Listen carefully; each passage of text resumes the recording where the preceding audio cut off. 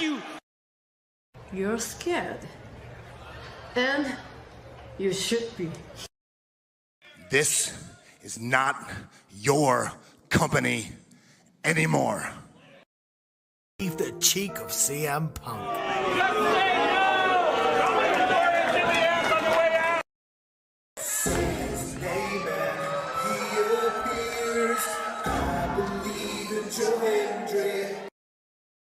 Out!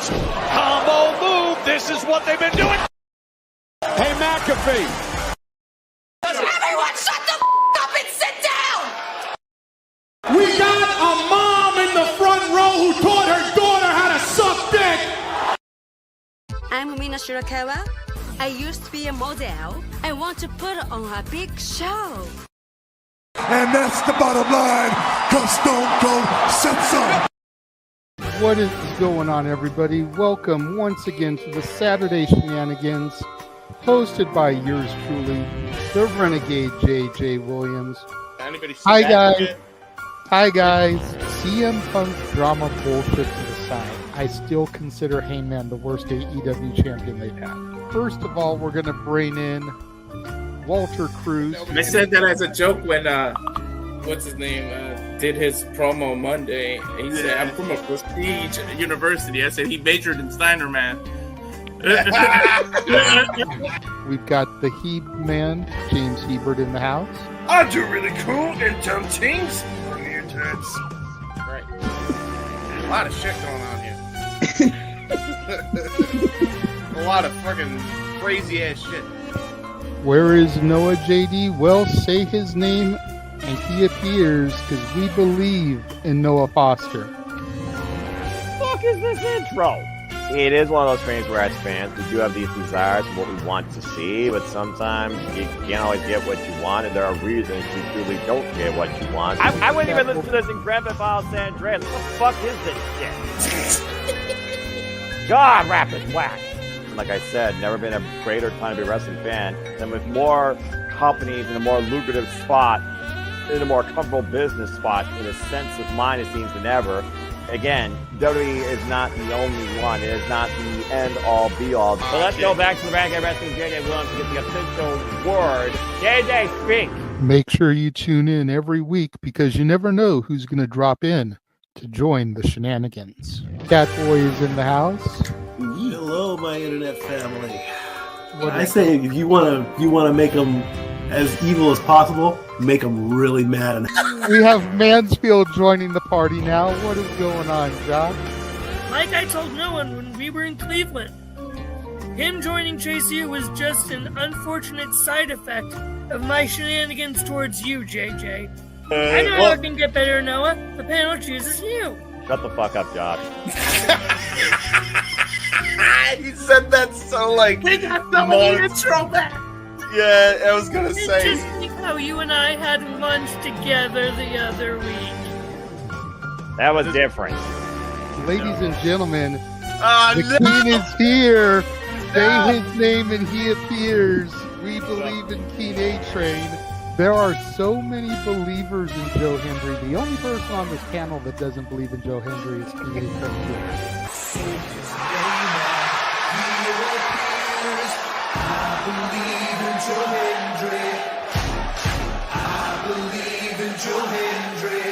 Tell the world why you do not believe in Joe Hendry. The reason I do not believe Joe Hendry is he is Fandango 2.0 in a entrance merchant. I rest my case, Your Honor. Hey! There's nothing wrong with being an entrance merchant. He has some of the best entrances of all time. Teleporting into the command center, all the way from Angel Grove High, Datilla. Oh, yeah. I went to the command center on Thursday. I went to Vasquez Rocks, which is where they filmed a lot of episodes. Somebody actually climbed to the very top of those rocks. I made it halfway. I was like, I'm not going up there. Definitely Toni Storm versus Mariah May. That's the one match I probably am looking forward to the most. I really like the story. I'm familiar with All About Eve, so if it plays out that way, I kind of know how this is gonna go. Say goodnight, Datilla. Good night. James, you did say his name. So he shall appear, ladies and gentlemen, the first time on the Shenanigans. Jeff Meacham is in the motherfucking house. Ah! All right, we're coming in hard with the botch. All right, fucking hell. It's good to be back. It's good to have an opportunity to talk to the crowd on a Saturday. If you want to have yourself stomach through it, you can go back and watch when the Main Event Mafia took over Impact. That's what James is talking about. So if everybody just joined us, we're talking about people sedating people, attempted murder, boys, and tips. Welcome to Saturday Shenanigans, everybody. Aren't you glad I'm back? Welcome back, Jeff. Cool. What is going on, everybody, and welcome to the weekly Shenanigans here across the Simply Reliable Studios. Know your ears do not deceive you. It is I, the Renegade of Wrestling, JJ Williams, back in the hot seat, at least for now. Today is going to be a fun one. It's actually going to be a co-hosting evening. Noah and I are going to try and double team this.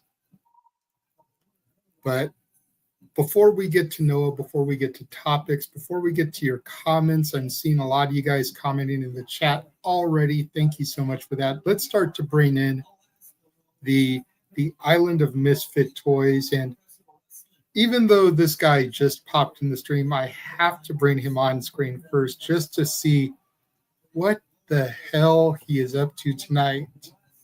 What are we doing, Nick?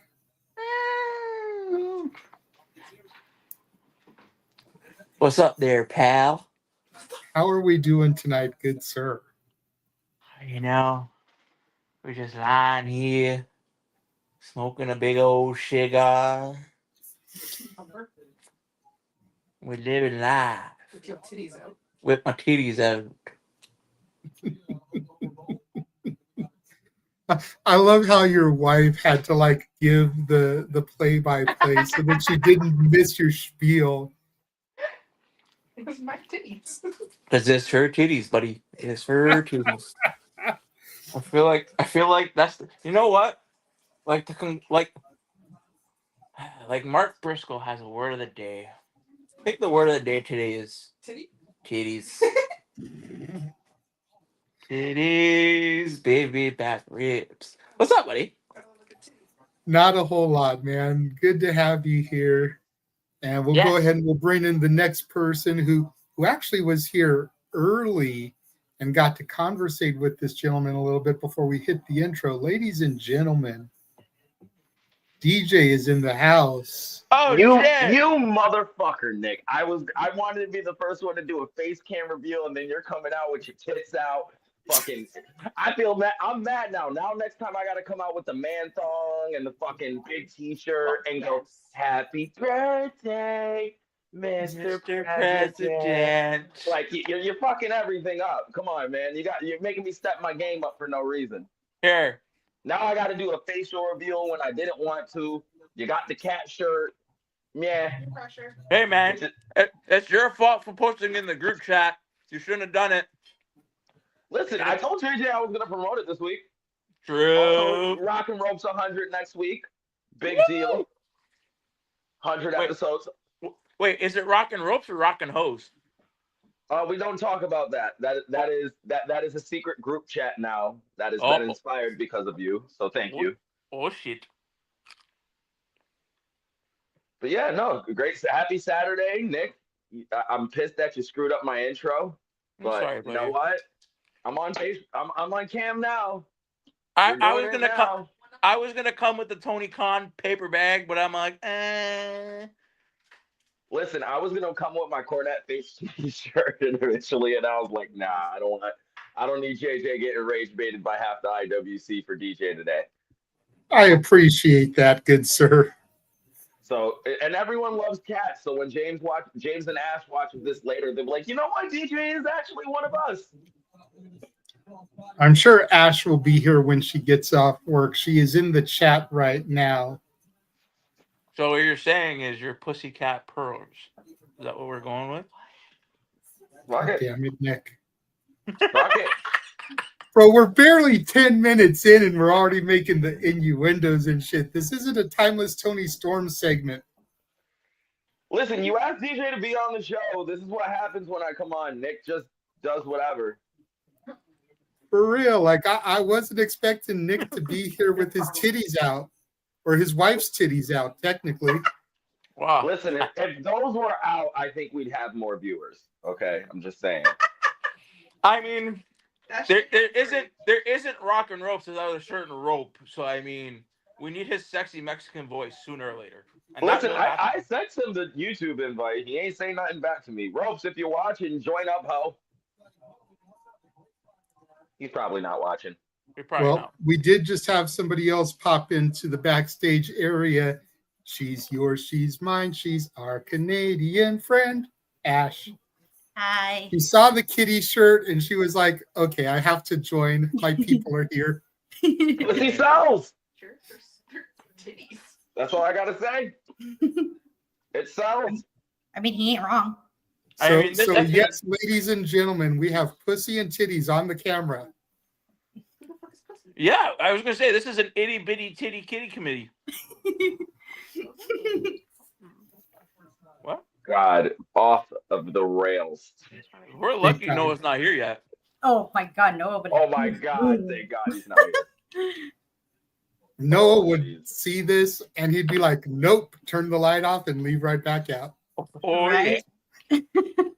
Now, JJ, did you happen to see the karaoke from last week? I did. I was listening in when that whole shit show happened with you and the Alexa and your wife. Listen, man, you can't have Alexa going on. We got monetized up in this shit. For real. I'm sorry. That's technology for you. Yeah, and you always got women listening to your conversations when you don't want them. It sounds about right. Let me stop. I'm not Ropes. I'm not the misogynist. No, it's okay. I mean, the sad part is you're not wrong. That's the sad part. If it's not Alexa, it's Siri. Yeah. It's always some woman. It's always two people and a woman. I mean, there's a reason why people say bitches be crazy. Am I right? Oh, JJ, come on! You're making my wife choke on her weed. Where'd she get it from? Prince Nana? No, she's not. No, she doesn't swear when she drives, buddy. Listen, JJ. Another thing we got to talk about on the side. DJ needs his own intro at this point. I feel like I've done enough shenanigans. Both me and Ash and Nick, all of us, we deserve our own intro. I feel like it's a little bit out of date. I feel like I've been around enough to where, and I've had enough funny, crazy, controversial moments on this show to where I feel like you can get like a good solid 20-second clip of just DJ going. Definitely or you can even just do this. We definitely need to update it. Even Big G has asked to be added. The problem is that I made that intro when we were only a few episodes into the rebranding of Shenanigans from Open Mic Night. So I didn't have a whole lot to work with to begin with. But I wanted a new intro for us. You got Nick's titties now to work with. I'm saying. And all the other Nick costumes that he's done here. Oh, geez. I've been lacking on the costumes. I'm working on Lunette the Clown. I can't be Lunette the Clown on. I totally could be Lunette. I can pull that shit off. I'll give you the costume when I'm done with it. Yeah. I have some ideas. I'm sure you do. It may or may not have to do with blow up things. Okay, Kenny. Are we bringing Yoshihiko into this? Because I've watched Yoshihiko wrestle, and god damn it, that's an experience. Is that the blow up doll? Yeah, that's the blow up doll. Yeah, no, we're not going there. Okay, good. All right, good. That's where we're drawing the line. We're yes, that and invisible people. We draw the line at. Yeah, I've seen the Invisible Man wrestle too. Oh, don't remind me.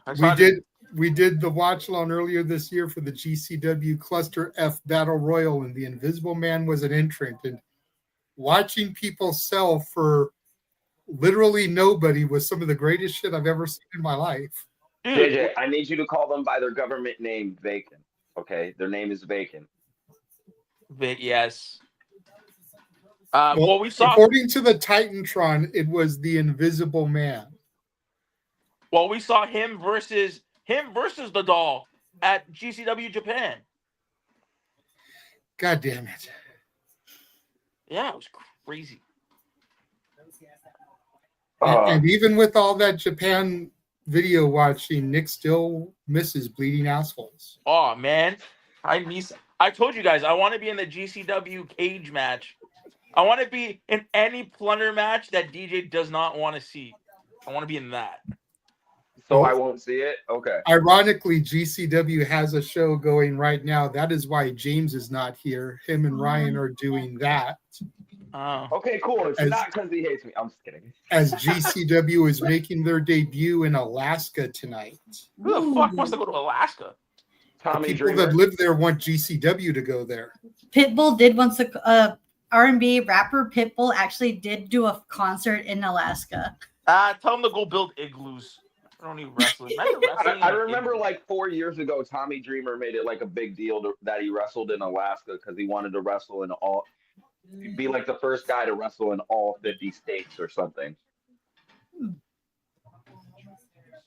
Yeah, true. I mean, it's possible. No, I think he did it. I think Alaska was like his last stop because it's like, what wrestling shows are going to be in Alaska? How do you get a wrestling show to Alaska? You fly. You know what I mean? Just showing up and saying, I'm going to wrestle in Alaska in an igloo, it doesn't really count. You got to kind of have it on camera, on record, so you can show everyone, hey, I actually did this here. Well, the little venue that they're in actually looks pretty cool. It looks like a YMCA-style gymnasium. So I've got the feed on here watching the matches while we do this. So if I spontaneously turn into Noah with like a holy shit moment or something, you understand why. Oh my God! She just shoved the light tube up. You know where? You guys gotta see this. And Matt Tremont is fighting tonight. He's fighting Zachary Wentz. Thankfully, Priscilla Kelly is there so she can nurse him back to health afterwards if necessary. Gigi's mommy. But that's a fumble. Okay, that is an NXT fumble to me. The fact that you couldn't use Gigi Dolan on the main roster, I feel like, is a crime. Well, weren't they using her anyways at the time though? Because Yes, wasn't she in that group? Was in JC James' group, or not? No, she wasn't in JC James' group. They broke up. She was with Chemical X, it was Chemical X. Yeah, it was her, Tatum, and Shotzi, and her and Shotzi both got released. So that kind of killed the group right there. Well, I think the best opportunity for Gigi to go to the main roster was with Toxic Attraction, but after Mandy's release and everything, for her beginning her porno career, her and JC were pretty much screwed. Great phrasing. Figuratively and literally. Great phrasing. You know, because neither one of them really recovered. JC only begun to recover, you know, when she started the whole Fatal Influence, which was just a knockoff of Toxic Attraction, and became the champion. So, and now that's fallen apart because Jasmine Nix is being released, or her contract's not being renewed, however you want to phrase it. But that's a third of the group that's going to be down. So, well, no, I think she's already gone from NXT though, Jasmine Nix, no? Yeah. Yeah. Speaking of wrestling, what do we have on the docket today, JJ? Well, thank you for bringing it back to everything. It's been a slow news week. Like, I even asked Noah, who is not here. Damn it, Noah. Don't know where you are. I've tried calling a couple of times. He's not answering. Probably napping. I was about to say that. Yeah, that sounds like something Noah would be doing. Catching up. What's hilarious to me is, like, when I first posted the link, he saw it. But then he never popped in. But yeah, to be honest, I was debating whether or not to come in because I looked at the topics. I'm like, okay, I might have input on one of them because I haven't been watching any wrestling at all this week. Same. Like A lot of that going around. I was telling DJ, like, I have not really been following the television product from any company. The only thing that is must-see TV for me is GCW when they run on Triller. Yeah. But I've become kind of turned off by a lot of different factors from the weekly television product. You know? Some of it is accessibility because I was using Walter's Netflix, and Netflix doesn't allow different households to share account anymore, so I can't watch Raw anymore. CW is local, so I can't watch NXT until the day after on the app if I want to watch NXT. AEW has been AEWing, and I'm over the whole discourse in the spaces. So I rarely watch that. Plus, I've been working a lot of Wednesdays and Saturdays, so there goes Dynamite and Collision. Impact, I don't get access anymore ever since I moved to this house. SmackDown, I can watch on the Sleen on East Coast time, but Fridays have been work days for me.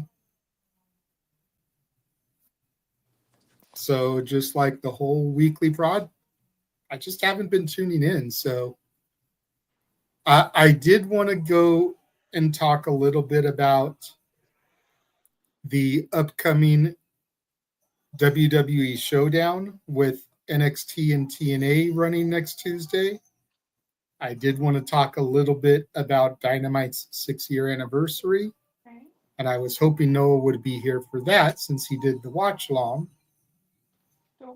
And I wanted to talk a little bit about the upcoming Simply Reliable Studio Awards because those of us that were part of the nomination committee have whittled down the nominees. The first poll has been up for a few days for voting.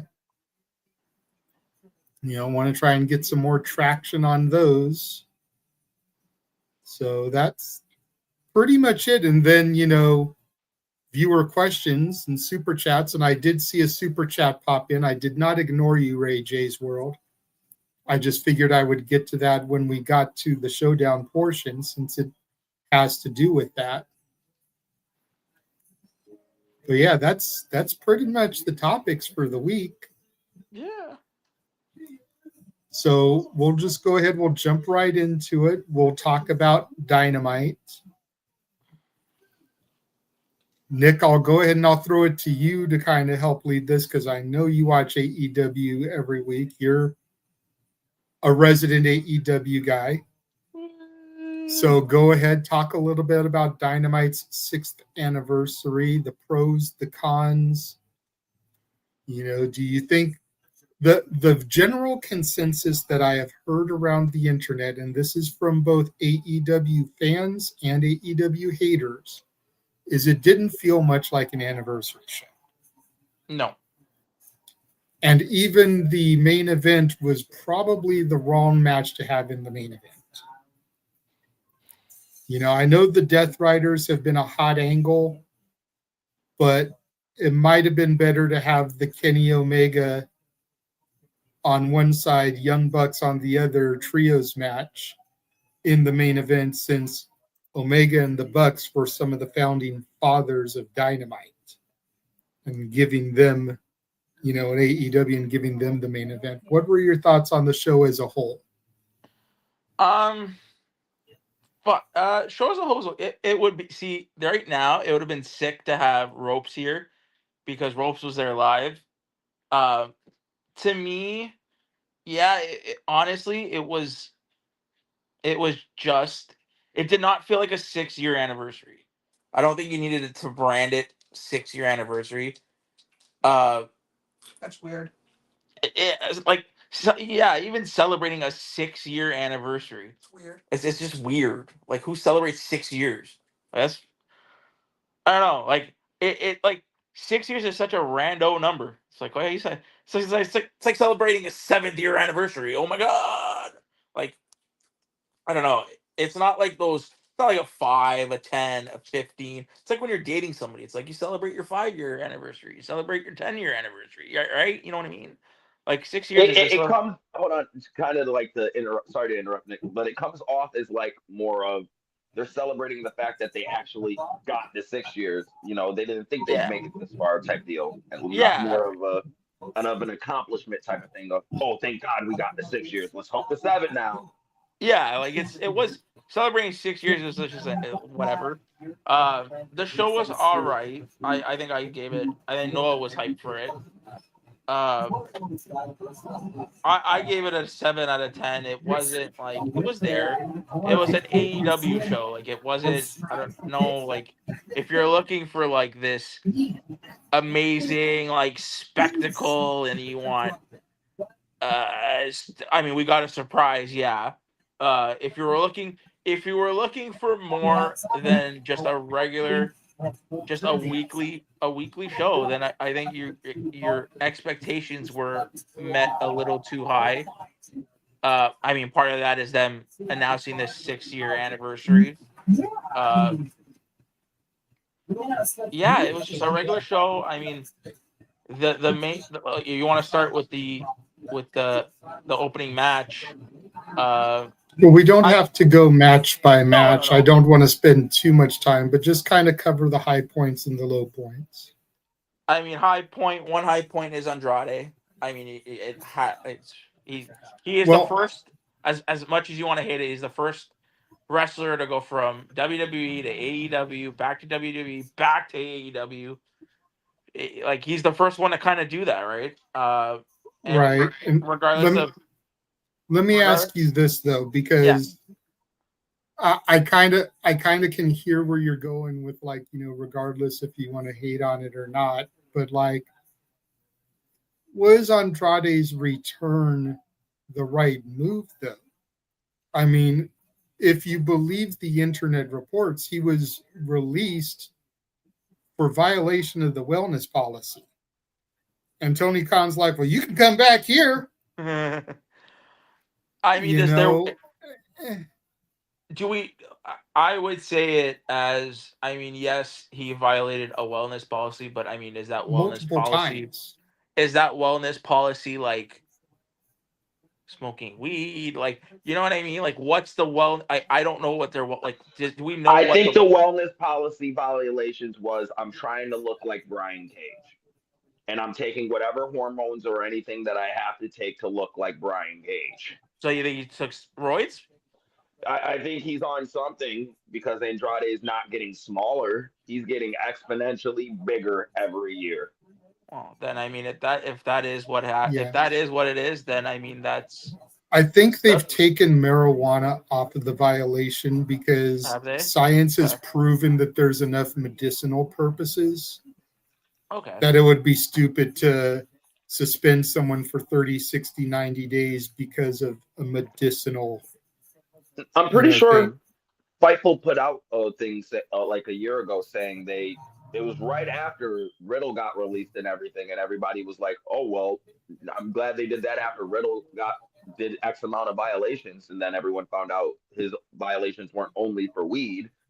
But I believe they've latched on the marijuana thing, and it's been publicly known. I think Mia Yim even publicly stated that as well. Not just to throw her name under the bus. Yeah. I could be wrong. I hope. I mean, hopefully Tony did his research or his homework, and hopefully it's, you know,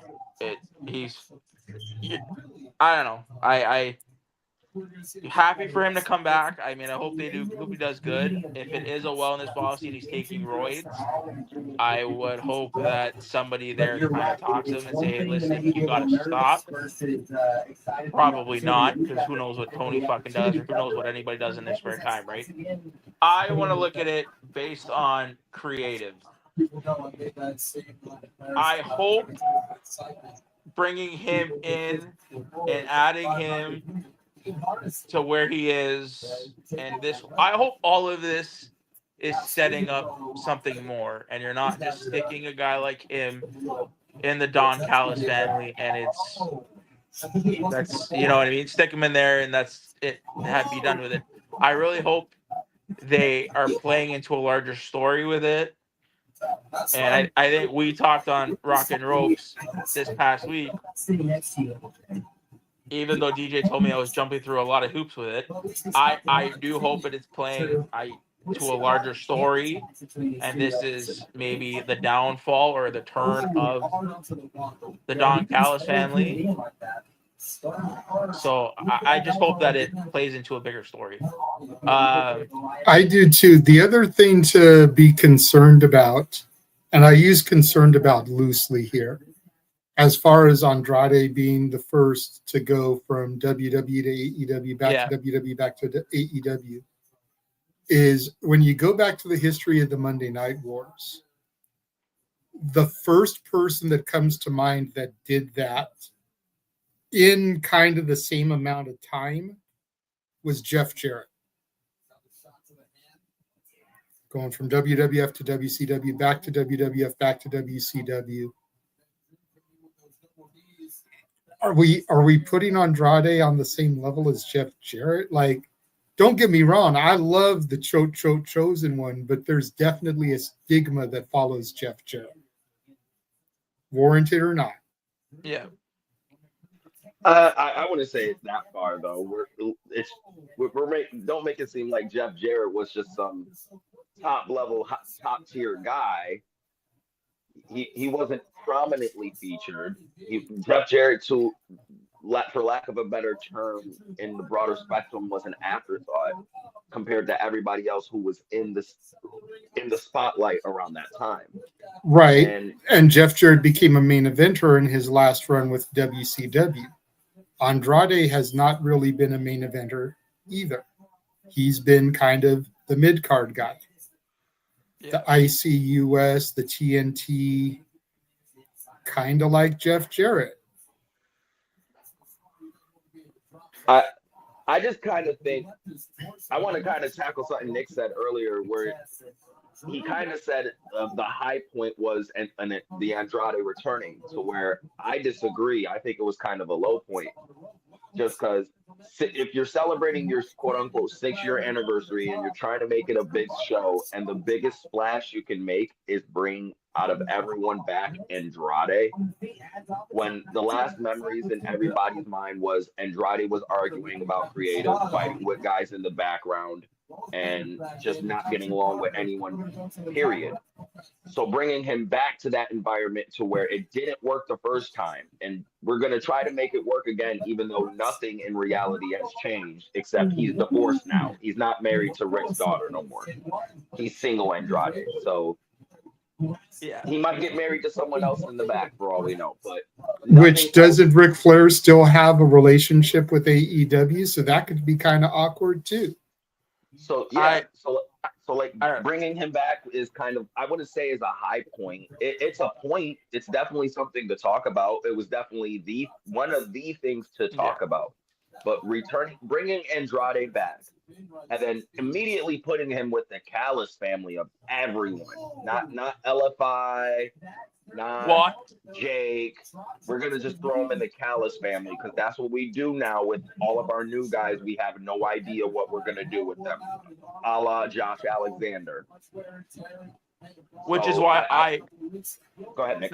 No. This is why what we talked about on Rock and Ropes is I hope there is a bigger story in play. It can't just keep adding members, and I truly feel there's only 2 people that can disband the Don Callis family, and that's the first member that has ever been in the Don Callis family, which is Takeshita and Kenny. So I mean, hopefully they play this has to lead to a bigger story. We can't just keep adding guys and add and then what? You know what I mean? I wouldn't even say just Kenny and Takeshita. If you're trying to break up the whole Callis family with the amount of people they have at this point, You're basically going to have to reunite the original Elite. And I mean the entire original Elite, like the Elite cast, like the Jungle Boys, the Hangmans, the Bucks, the Kennys. You can't get Cody because Cody's gone. So you're going to have to try to find a replacement for that part.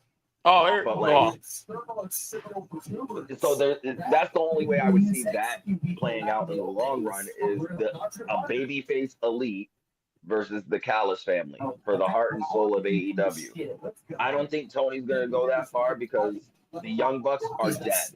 As much as everyone, quote unquote, loves the Young Bucks, they're not getting more over by the day. In 6 years, if we really think about it, the Young Bucks are way less interesting than they were 6 years ago, not more. I would rather go back and watch old Generation Me tapes. Exactly. Kenny, he's the one constant factor I can honestly say out of all the EVPs who's still somewhat over and still somewhat interesting. And that's because Kenny is on a limited basis. We know we don't got Kenny often. So people appreciate it more when he is around because they know they don't get much of it anymore.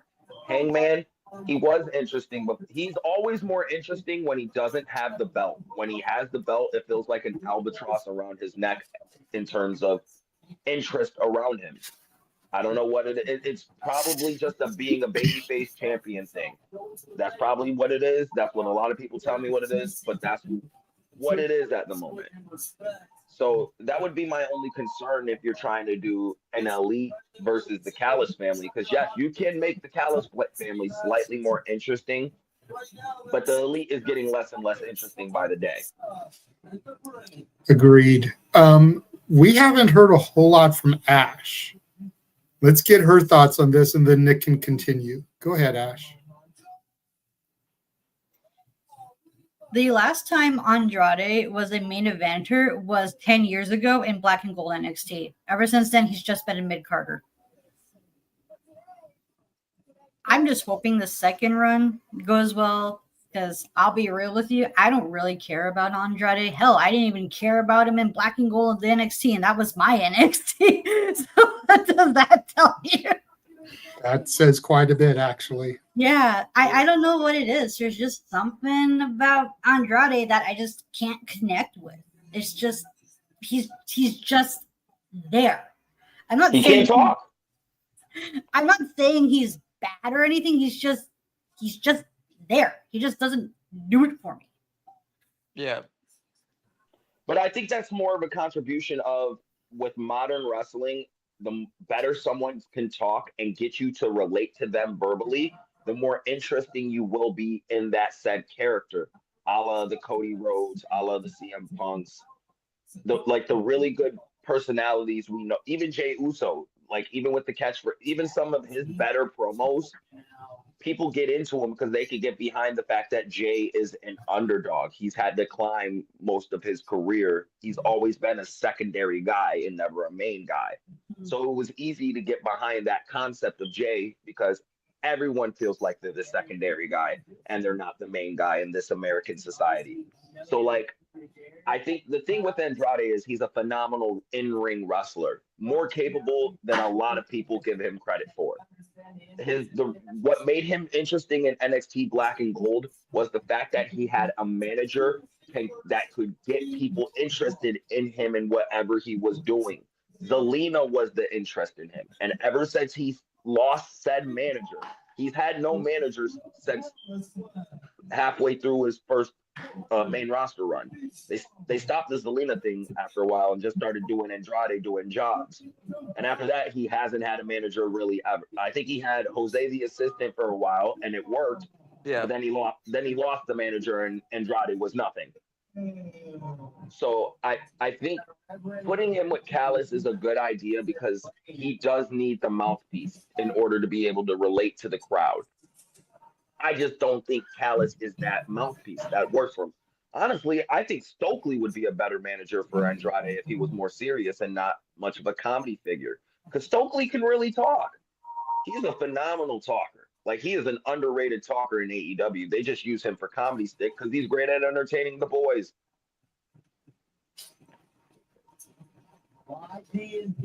That's a very good point. Yeah, no. I go ahead, Nick. My bad. No, it's. I said I hope. I feel like we need. I think next week will be telling with the direction of the Callis family. Because that tag team match. Yeah, yeah. Because I could totally see them. I know it's. Listen, if we're gonna break down that segment, the Kenny segment from this past Wednesday, as he was getting beaten down, you saw the Bucks kind of like hesitate, and they were talking to Josh like, "Hey man, that's enough." Like, you know what I mean? Like he was talking. So I think I do think they're gonna turn babyface. I think you'll have Kenny. We just got announced tonight that Kota Ibushi's back in the States. So I mean that next week's tag match, while I see Rodito retaining, it's all gonna be about Will Okada, because we got Ash would know, we have New Japan show. Takesha's going to Japan for the IWGP World Heavyweight Championship, no? Yes, at King of Pro Wrestling on the 13th of this month, he's challenging Zack Sabre Jr. for the IWGP Heavyweight title because Takeshita won the G1 Climax, and instead of catching in at the Tokyo Dome main event at Wrestle Kingdom in January, he decided to be like, I'm just going to do what you did, cash in on the October show. So that means that he could be the IWGP champion walking into WrestleDream. Possibly, yeah, which is what I brought up to Nick and DJ in one of their spaces. That's a thing I brought up as well. The possibility that if we are getting Takeshita versus Okada, could it be for both titles possibly, or is it just going to be the one title and just Takesha's just walking in as champion if that were to be the case, if he does beat Zack for the title? I mean, how good would it? Well, I mean, I wouldn't even say WrestleDream. I think WrestleDream's already kind of filled out. But you know, Tony Khan, that dude has like 7 matches the Dynamite before. Yeah, but I mean, would it be so out of the question that this Wednesday, if what you perceive to happen happens, and Okada and Takeshita have a rift, Okada beats Takeshita up, that we don't get Okada versus Takeshita at WrestleDream for the unified title, and then if Takeshita wins the title on the 13th, then we could do title for title. And I think that'll add more interest to the match, because will Okada capture the IWGP Championship, or will Takeshita finally end the run that Okada's been on since he won the Continental title from Eddie Kingston? I see what you're saying, but I think, and that is a good point. He could do it. I just think that, what would be bigger than that would be, what about, and I put this, you guys are gonna let, I put it in Rock and Ropes. You can have that tag match.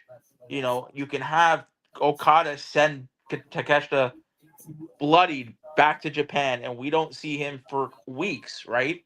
And then with that absence, that the heart grows fonder.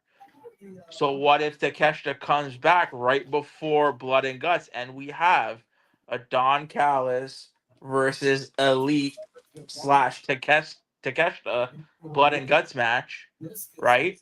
Something happens in that match, or the stipulation for that match is, if the Don Callis family wins, Kenny has to retire. If Kenny wins, or if the Elite wins, they get a championship match for the unified title at Full Gear. The only problem I foresee with that is that Takeshita isn't the one that absence needs to make the heart grow fonder. It's the Young Bucks. Well, I think we get that. Yeah. And WrestleDream, if I know my lore correctly, and correct me if I'm wrong, because I know I'm not the biggest AEW head, wasn't WrestleDream created to celebrate Inoki? Yeah, it was. Wouldn't Takeshita Okada be like the perfect match to celebrate Inoki? So hold on, real quick, Nick. Just because I'm with JJ on this one, only for the fact that AEW has a problem sometimes of holding off matches that should happen sooner too long. Like the time for Okada to Takeshita isn't. We shouldn't be waiting or pushing off this match. Okada ain't getting any younger and any more smoother in the ring, especially in AEW. Let's all be honest. If you want to get a good solid match and get him to get over to Takeshita, you have to do it now. Stop letting him beat nobodies. Stop letting him get these pointless wins where he just wins out of nowhere. Like he needs to. He's basically the Japan equivalent of Adam Copeland. He hasn't put anyone over since he's gotten there. I think he's lost one match in the Continental Classic to Shelton Benjamin or Daniel Garcia. It was one of those two. And that's it. And even losing to one of those guys did completely nothing. Daniel Garcia is floundering in the Death Riders right now. He just joined the worst group in the history of groups in AEW history. And the Hurt Syndicate is currently on Tony's no-no list. So I think if you're going to try to get Takeshita over and you're trying to use Okada to put over a young up-and-coming talent like Takeshita, you're better off doing it sooner than later because it's not going to be effective with Okada just holding the belt hostage. And the C3 is around the corner. Doesn't it happen around December time usually? Yeah, it usually starts like the Dynamite after Full Gear and then goes through World's End. So this is another point to that though. If that the C2 the Continental is happening in December, right? And that's why I push the fact of if you're gonna do that Okada Takeshita match, I rather do it at Full Gear because then if you do it at Full Gear, Konosuke is walking in fresh as the unified title champ, as a champion, rather than having him. I feel like with Tony, he can't book a lot of things right, and I think one of his major problems is booking babyface champions. We're looking at as much as you want to love Hangman Page, his reign has not gotten off to a good start. I don't think Tony knows how to book babyface champions. However, but you don't have to book him as a babyface champion. Here's the thing: you just have to book him as a fighting champion, and that will get him over as a babyface. Other than we're just gonna flat turn on him and turn him straight babyface out of nowhere, and we're gonna try to just force people to like him after this. You gotta grow people's interest in someone. If Takeshita beats Okada now, everyone's going to be like, oh shit, he beat Okada. This guy should be somewhat interesting. Let's start paying more attention to his matches more. And if he starts defending that title and getting solid wins and just beating over talent like a Darby Allin, a Swerve Strickland, guys of that ilk, while he's champion, going up into the C2 tournament. Now you're watching the C2 tournament, and you don't know if you want him to lose that belt. You want to watch him go through the whole tournament and beat guys and prove himself. That's how you get a babyface over, with adversity, with triumphs and tribulations. That's how you got to give people reasons to cheer them other than, oh my God, he just took a bump through a table, or oh my God, he just did this awesome 360 Spanish fly off the top rope through a flaming table with the Slim Jim logo on it. Like, you have to be able to get yourself over in different ways with long-term psychology instead of, we're just going to turn this guy because that's the story. No, you got to leave breadcrumbs leading up to the big crescendo of the story. You're not going to be hit by the plot twist if they're not leading breadcrumbs and pointing you the other way for the plot twist. And to piggyback off your point, that's what also made Takeshita over and popular as he is with the AEW crowd, was him being a workhorse champion while he was the Continental champion, defending that belt against anyone, anytime, anywhere. And Takeshita, from what I've heard, is a tournament wrestler. He does really well in tournaments. He did well in C2 last year, and I heard he did solid in this year's G1. Well, yeah, he won the G1 this year. Yeah, even before winning the G1, which I'll be real with you, So- I don't think he was supposed to win the G1, but we'll not get into that. Yeah, that's neither here nor there. But in doing so, Takeshita could be the first person to win the G1 and the C2 in the same year. Which a lot of people were speculating that could happen as well, because I've heard that in through like a bunch of spaces, not just DJs, Knicks, the Wrestle Collectives, even in my own New Japan Pro Wrestling Discord I'm part of. People were suggesting that idea because there are AEW fans in that Discord, even though they're mostly New Japan Pro Wrestling fans who don't watch AEW. Yeah, I mean, and that's what I mean. This and that here, it furthers my point of you guys want to talk about the adversity, right? I mean, what's more adverse?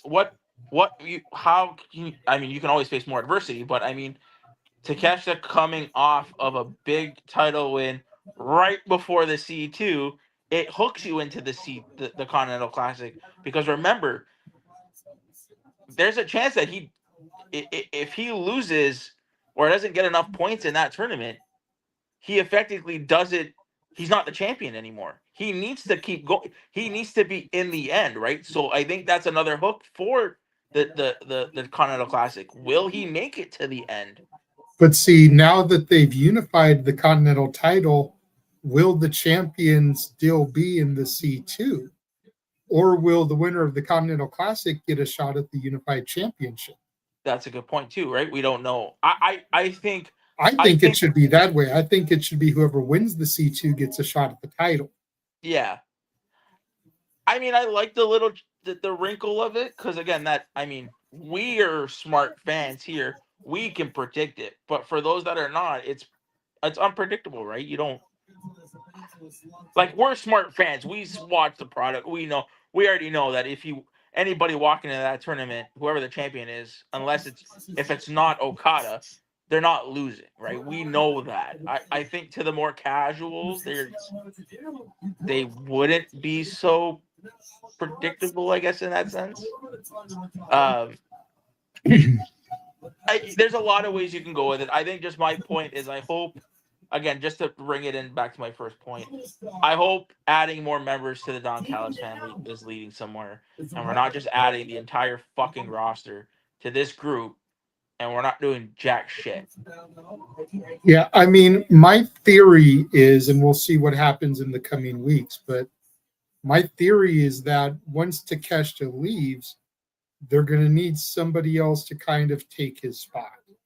And that very easily could be Andrade. Yeah. Because Okada, to the point that was made, is getting up there in years. Yeah. Probably doesn't have maybe 5 years tops left in his career. And I don't know, I haven't followed Okada for long. That may be a push. We may be looking closer to 3 years. But just to be nice, we'll say 5. Yeah.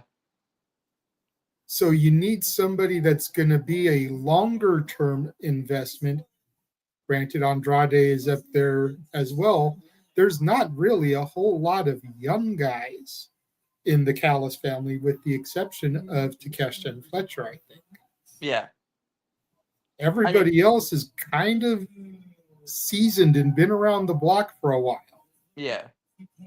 And if Takeshita is going to be booted, and we know Fletcher is, for lack of a better term, the Randy Orton of Evolution here, you still need that other guy to kind of walk into the Triple H Batista role.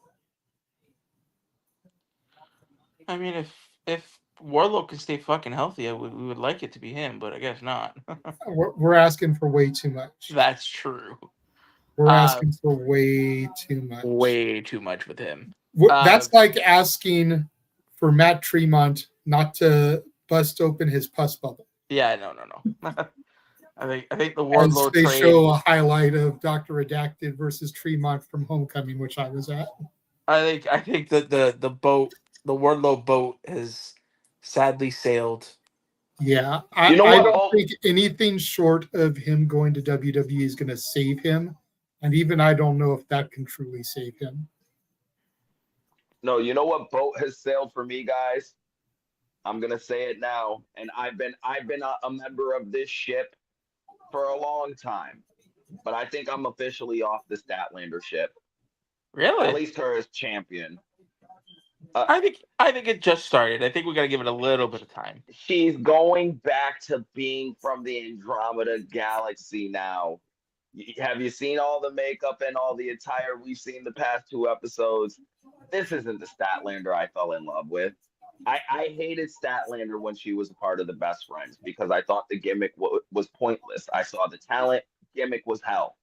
Then she became a human being. I enjoyed the hell out of her. She became more relatable.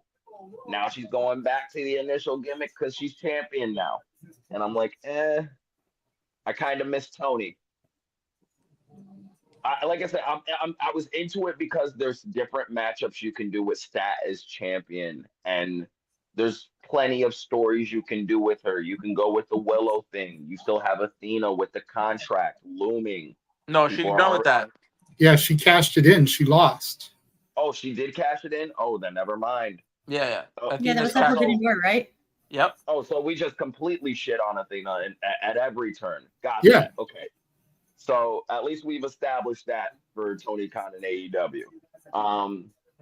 But, Triple H is the racist according to the IWC. Let me shut up. Oh, shit. Oh, my God. Oh, my God.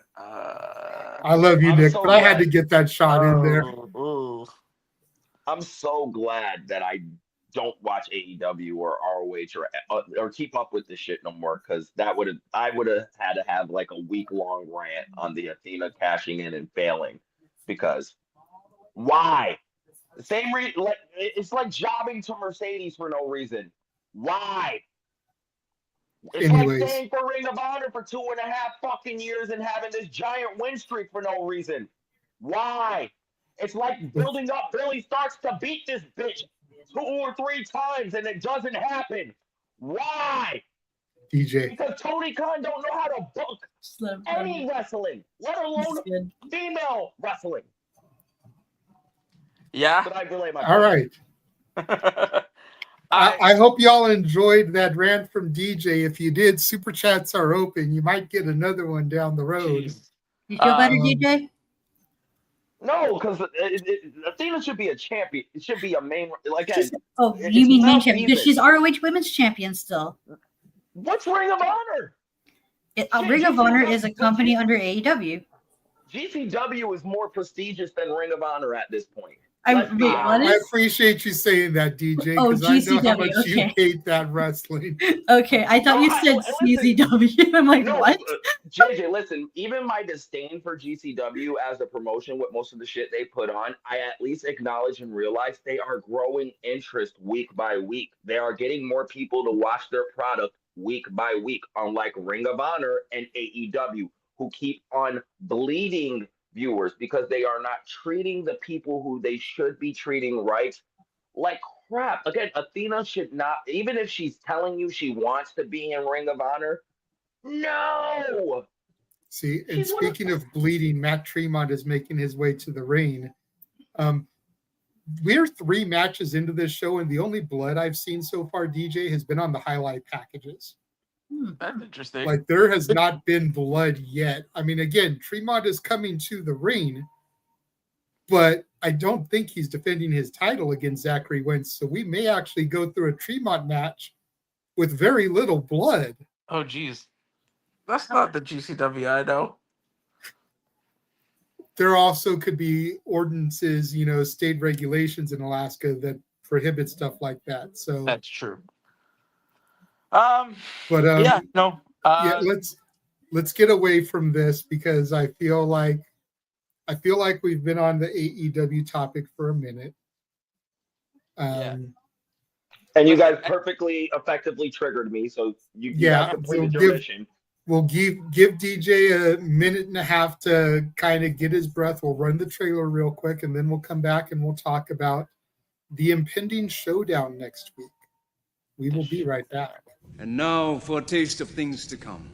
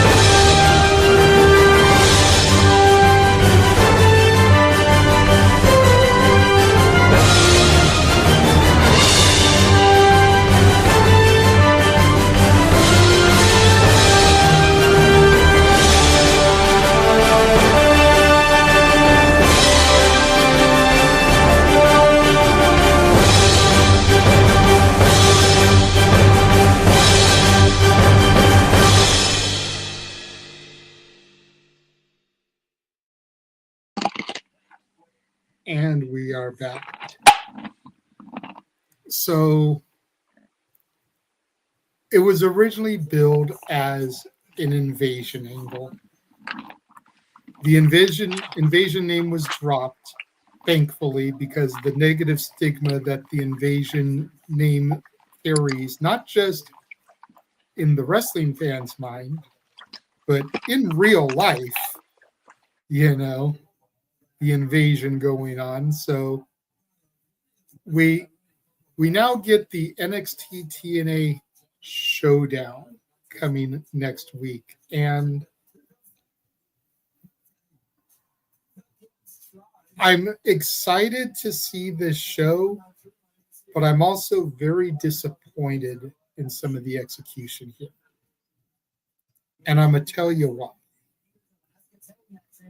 And this is going to be big because everyone knows how much I support this NXT. With the exception of the men's Survivor Series rules match between Team TNA and Team NXT, every single match is basically Team NXT versus Team former WWE. You've got Mustafa Ali challenging Ethan Page for the North American title. You've got the Hardy Boys challenging Dark State in a winner-take-all match for the tag titles. You've got Kehlani Jordan, for some reason, leading the TNA Knockouts team. Granted, she's the Knockouts champion, but Trick Williams is the TNA World Champion, and he's on Team NXT for that match, so go figure. But you've got Kehlani Jordan, for some reason, leading Team TNA, comprised of Mara Sade, the former Jakara Jackson, who was released earlier this year, and the Inspiration, the former Iconics, taking on Team NXT. And then for the men's match, you've got like Moose, Mike Santana, Frankie Kazarian, and I forget who the fourth man is for Team TNA taking on Team NXT. But even that match, you could nitpick Frankie Kazarian a little bit because he did have a very short run with the WWE back in 2005. But every single match is basically Team NXT versus Team former WWE. I have a problem with this. Okay. Where's Xia Brookside?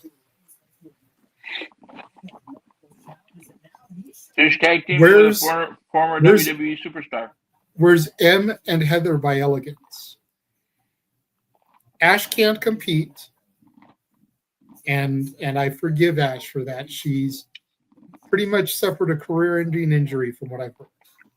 Do we know what the injury is, JJ? I do not. Okay. It's being kept very close. You know, I don't know what it is, and unless I can ever get the opportunity to interview Ash, I'm not asking. Leon Slater's the last member of the TNA. Thank you. So you know. Thank you. His belt was covering the face in the graphic, so I should have known it was Slater, but not being able to see the face, I couldn't really tell for sure. So all good. Thanks the chat. But where's Xia Brookside? Where's Em and Heather by Elegance? I get what's going on with Masha Slamovich. I get that they don't want to touch her with a 10-foot pole. Where's Tessa Blanchard? Tessa's at CMLL. She's in CMLL right She's still in TNA, though. She still has a TNA contract. She can still work for both sides. And let's not get into how interesting that whole development that Tessa, who's in TNA, who has a partnership with WWE, who owns AAA, is wrestling for CMLL, who has a partnership with AEW. We'll leave the 6 degrees of Kevin Bacon alone there. But where's some of the other knockouts? I don't disagree. I'm with you with a lot of your points, JJ, but I think if they Give me a second. I'm going to see what the dogs are barking at. Continue. Go for it. We got you. I think the thing with TNA, the TNA women's team issue I have is if they were going to put any NXT talent representing the TNA side, it should have been Jordan Grace. She would have been the perfect kind of like turncoat character. And I think she needs to spend some time in NXT as a heel and not a babyface. Well, she's great to look at, but are we? No, well, she did. Speaking of Jordan Grace, she came out and did the. She did a promo on Twitter. Yeah. Yeah. So now was that shoot? Was that work? No, that was Nick. Don't play with that. You know WWE don't put out don't let nobody put out no shoot shit. If it was a shoot, it would have been taken down immediately. WWE is very, very strict with their social media policies and what people are allowed to put out there. Like, people can somewhat tweet what they want, long as they stay within the WWE guideline. And Tony and AEW kind of has the same thing with. They actually have an AEW playbook that the roster does have to stand by, even though Ricochet just comes off that he says whatever he wants. He has to watch what he says. How did we get back to AEW? I missed conversation. No. I was just it was a social media thing because he brought up the fact that Jordan Gray. I'll start my initial point. I said in terms of if they were going to put anybody on NXT to represent Team TNA, it should have been Jordan. And then Nick brought up Jordan's Twitter promo that she put up there, and he thought it was a shoot or a work. I asked if it was shoot or work that promo. And that's right? kind of how we got into that conversation. Okay. So, like, being away from it and missing how we got there, I'm like, how did I leave y'all talking about NXT and how ex-WWE women are on the Team TNA side for the women, and I come back in, put my headset on, we're talking about Ricochet and AEW. I'm like, wait a minute. No. I was just making the comparison of how WWE has a specific playbook talent has to follow in terms of social media posts, and AEW does have the same thing. It's just a lot looser on their end. See, and I kind of agree with the promo because I did see some of the clips online. I agree with the promo that I saw where I forget who it was. I think it was Kehlani was saying that she's not sure if they can trust her and Jeff. Because I've been saying for a minute, how cool would it be if Joe Hendry essentially was the Stone Cold Steve Austin? Yeah. And he turned to align himself with Team NXT on Team TNA. Because we know he's more or less coming to WWE once his contract's up at the end of the year anyways. We've only got a couple of months. See how he works as a heel.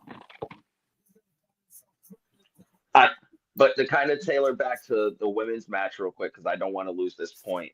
I think Jordan would have been they could have did it and stuck it within somewhat of a storyline without even having to rehash her and Blake even seriously. Say they're picking the NXT women's teams and Santino can't find his captain yet, but somehow Blake gets put on the Team NXT over Jordan. Jordan's pissed off. Why are you picking her over me when I'm obviously better than her and I just beat her in a cage match? Literally left her lying in diamonds. Okay, I'm going to go home and represent my real home, TNA, and I'm going to be the captain of this team. That would have been way more interesting in that match. You don't have to throw Kehlani in there you could even still throw Kehlani on the team without her having to be the captain. But now there's more interest in the match because you don't have to rehash her and Blake. But obviously Jordan ain't doing nothing next for the showdown or to build anything for it. And she's literally the reason this whole thing is happening. Literally. This all started off of her back. Her going into the Women's Rumble. Well, if you want to be technical, it started off the back of Mickie James. Yeah, she was it first. Jordan did it the following year. I think she was the big name to really establish the friendship. I think I agree. More of a goodwill for Mickie. I agree. But if you want to rewind it back, it starts with Mickie. Because if Mickey doesn't enter the Rumble as Knockouts champion to Hardcore Country with the lower third saying TNA Knockouts champion, even as just a make good for giving her gear back in a trash bag when they fired her the last time, there's probably not the steps made towards Jordynne Grace. Mm-hmm. So I think it kind of starts there. I think that was the opening of the door, and I think Jordynne was the kicking the door off the hinges. And that plays into Ray J's World Super Chat that we got a while back, where he sent in $5. Thank you very much, Ray J's World. Says he's Team TNA so much that he bought the Team TNA T-shirt. Where do you get it? I'll buy one too. I'm Team TNA. Fuck that. Fuck NXT. Hey. TNA is the better product this year. Listen, I've been saying it all year in so far in Rock and Rope Spaces. TNA has been the best consistent wrestling show all year that I can watch and not be offended as a wrestling fan. TNA is my cup of tea. They got the talent, they got the guys, they got the girls. Yes, it's a lot of ex-WWE people, but that's always been TNA. It ain't nothing new.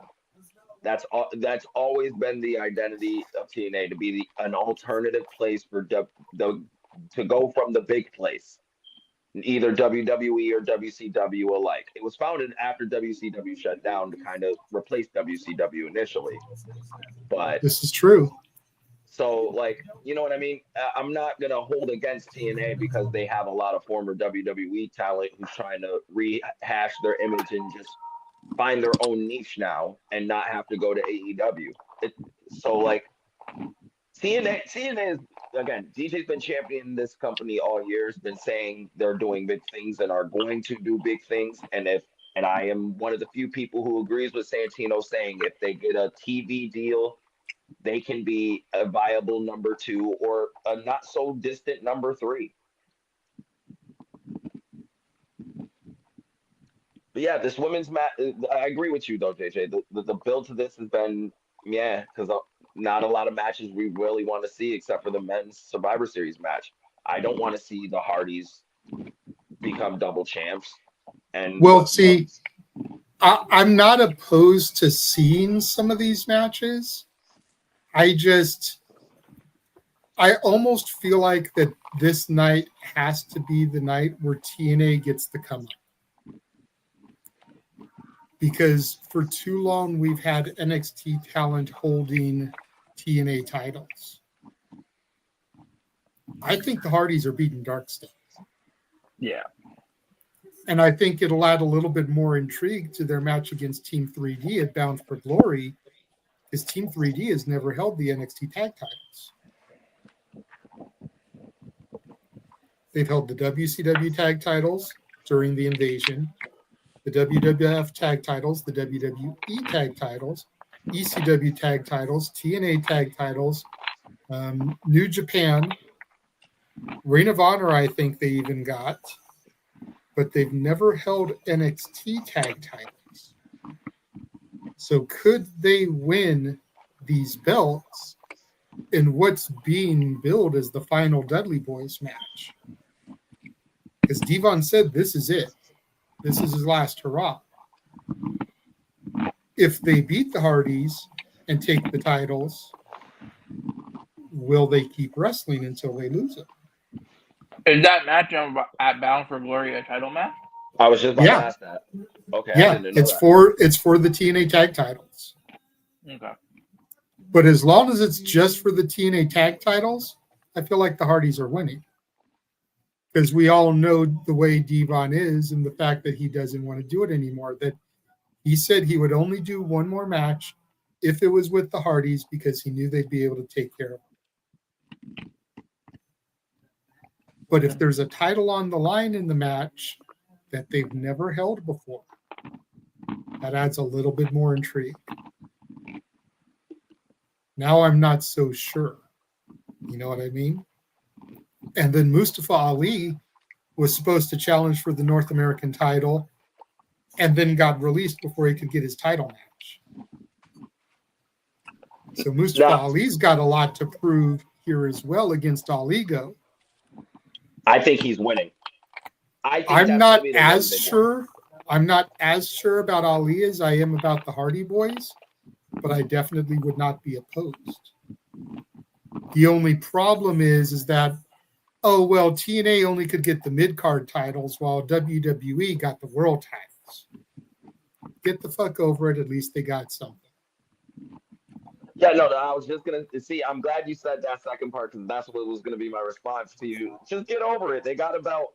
Because I think that's the most WWE thing I can see WWE doing in order to try to balance the TNA favorship that's been going on in this partnership in terms of the on-screen presentation. I mean, they tried by giving Ash the Knockouts title, but then she got hurt. Career ending. Ash had the championship back. She had the Knockouts title back. You know? Yeah, I just see it just going. I have it going the opposite way. I have Dark State winning the knockout, the tag belts. I have Mustafa beating Ethan Page because I think WWE kind of likes to repackage Mustafa Ali, and that's something they can use in NXT. Maybe. I think I don't think the Hardys reuniting the belts at this point having both belts and then defending them against Devon and Bubba in the quote unquote last Dudley's match doesn't benefit that match. It adds a bit of intrigue, yes, and adds another notch to their belt, but the Dudleys don't need another notch. But think about it like this. Think about it like this, DJ. If the homecoming that NXT did at Full Sail is anything to legitimately go off of, one of the War Games matches is going to be Team Triple H versus Team Shawn Michaels. If Shawn Michaels uses his champions in the War Games match, Hardy Boys go into War Games. So now you've got TNA representation holding the NXT tag titles in a WCW original match at one of the big four for WWE. And now you've created a moment. And we all know WWE is all about moments.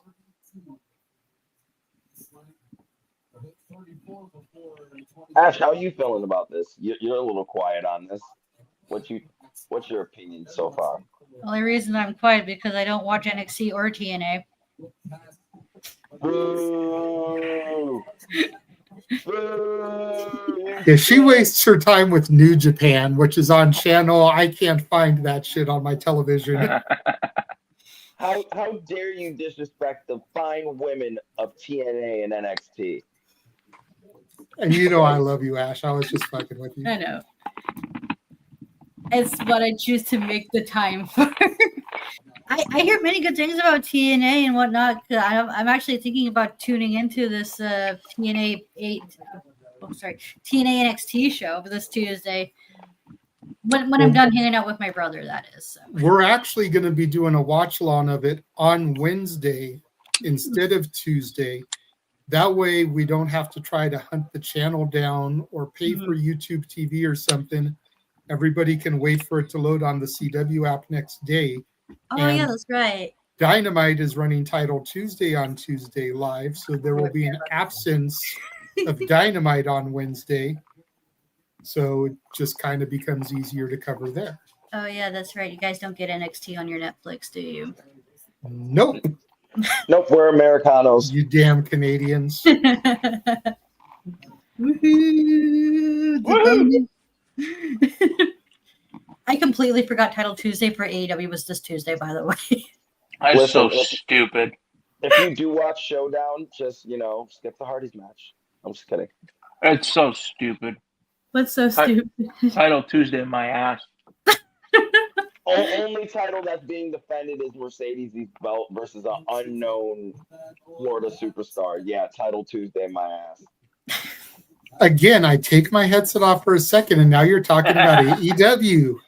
We're talking about NXT and TNA. That was my fault. I brought up the conversation when I said I forgot Title Tuesday was this upcoming Tuesday. That one was on me. Yeah.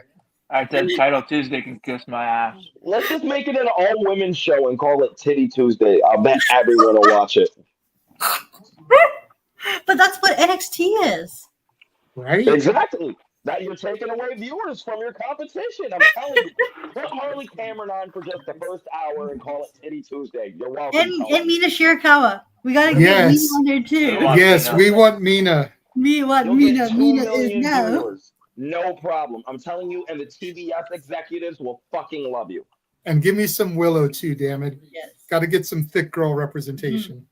Because we love big girls in this All house. cities should be represented, okay? Julia Hart, Statlander, all of them, okay? Even the itty bitty ones, okay? All of them need to be represented. Sky Blue. Man. Even the girls with the no titties who make up for it with their asses, get them in too. Damn right. Yeah, see, the girls, those are the girls ropes go for, okay? Man. Ropes. Ropes, if you're listening to this, you're a dick for not coming on the show. For real. We needed you, Ropes. Dude, I want to, when Ropes makes his Shenanigans debut, I want to be here. Right? Oh, that would be a fun episode. I'm not telling any of you motherfuckers when it's happening either. He's just gonna randomly. I'm just gonna send him the StreamYard link, and you're just gonna be like, "Who the hell just popped in backstage? What the fuck?" Okay. So I 2 questions because I've been kind of scrolling. Because you guys all watch the WWE product. Is Santos Escobar hurt? Not to my knowledge. Is he still a WWE superstar? Yes. Okay. They've been using Los Garza more than they've been using Santos. He's been putting out the cryptic, like, brooding poses and shit like that. It's like, what the fuck's going on there? I mean, he can go. He's just bootleg Andrade anyway. I always liked Santos more than I liked Andrade. But that's because I came up in the Rainbow Bright NXT and Legado del Fantasma was like prominent there fighting with the D'Angelo family. So...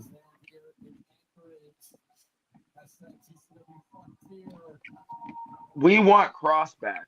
That's all I got to say in terms of WWE. WWE sucks since he left. I hate everyone with this United Karrion Cross hate in my. It's only in my inner circle. Like the people I know. I don't hate Cross, but I'm not obsessed with Cross. Cross wasn't doing anything while he was there, so I don't feel like he really had an adverse effect leaving. You know, it's like I see Cross doing stuff with. I see Cross doing stuff with the Righteous. That would be awesome if we could get the Righteous. They're free agents again, I think. Yeah. But maybe we can get them going on the independent circuit first. Cross is booked for House of Glory this month. I think he's fighting Zilla. That's going to be a fucking banger. He's booked next month at GCW after making his debut there. He just teamed with Darby. Let's see what he can do on the indies to kind of generate some buzz before we start requesting his return. You know what's my new dream match for GCW? Honestly, right now, Karrion Cross versus Doug Marlowe, the Epic. Okay, and I stand corrected. Thank you, Charles. He's facing Cardona, not Zilla. Even still, that's going to be better from a story aspect because both men felt slighted from WWE. That's another person I'm mad who's not in the Team TNA match. Cardona would have But been great. That would just add more fuel to my fire about all these ex-WWE people being on these teams. I'm surprised Nick Nemeth isn't one of them. Wasn't there a shot at the end of the show of NXT of like the ring and all the TNA stars in there, and like the front and center ones were all the ex-WWE guys? Probably, yeah.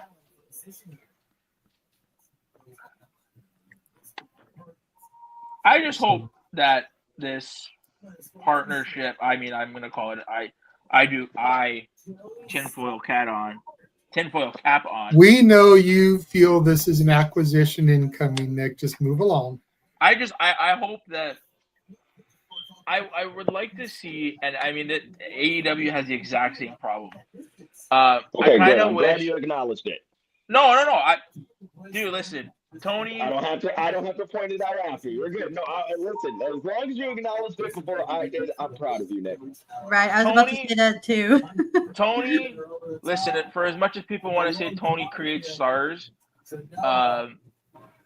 he's created a couple. Yeah. He can do a way better job of making some of these names household names, i.e., Powerhouse Hobbs. I'll use him as an example. Instead of the biggest star that I feel Tony got over was MJF. Yeah, probably more or less. But because he was like a local sensation, and now he's getting fucking movie roles and shit. But I mean, I don't want to make it a AEW thing. I hope with the TNA thing, it's like you alluded to before. You know, where's the Zaya Brooks sides? Where are those kind of talents? And I think we had a space, we had a Shenanigans where I said it. I remember saying it. Like I want to see where are the homegrown TNA stars, right? Like that's what's gonna hook. That's what would hook an audience. I want to see those, and I think that's why I fell in love with, or I like watching AEW, because I get to see Julia Hart from where she was to where she is now.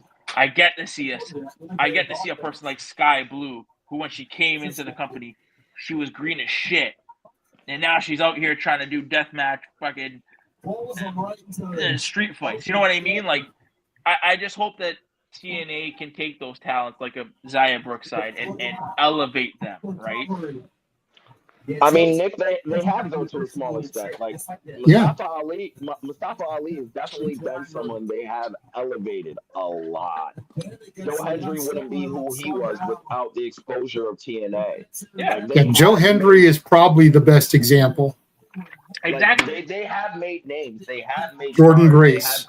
Jordan Grace, like they've made people that they prominently featured, and but I also agree to the point that you're making that they are missing like some of the up and coming TNA names that TNA has built themselves. Steve Macklin, one of them as well. Where the fuck is he on this card? Well, Macklin technically has WWE history as well, though.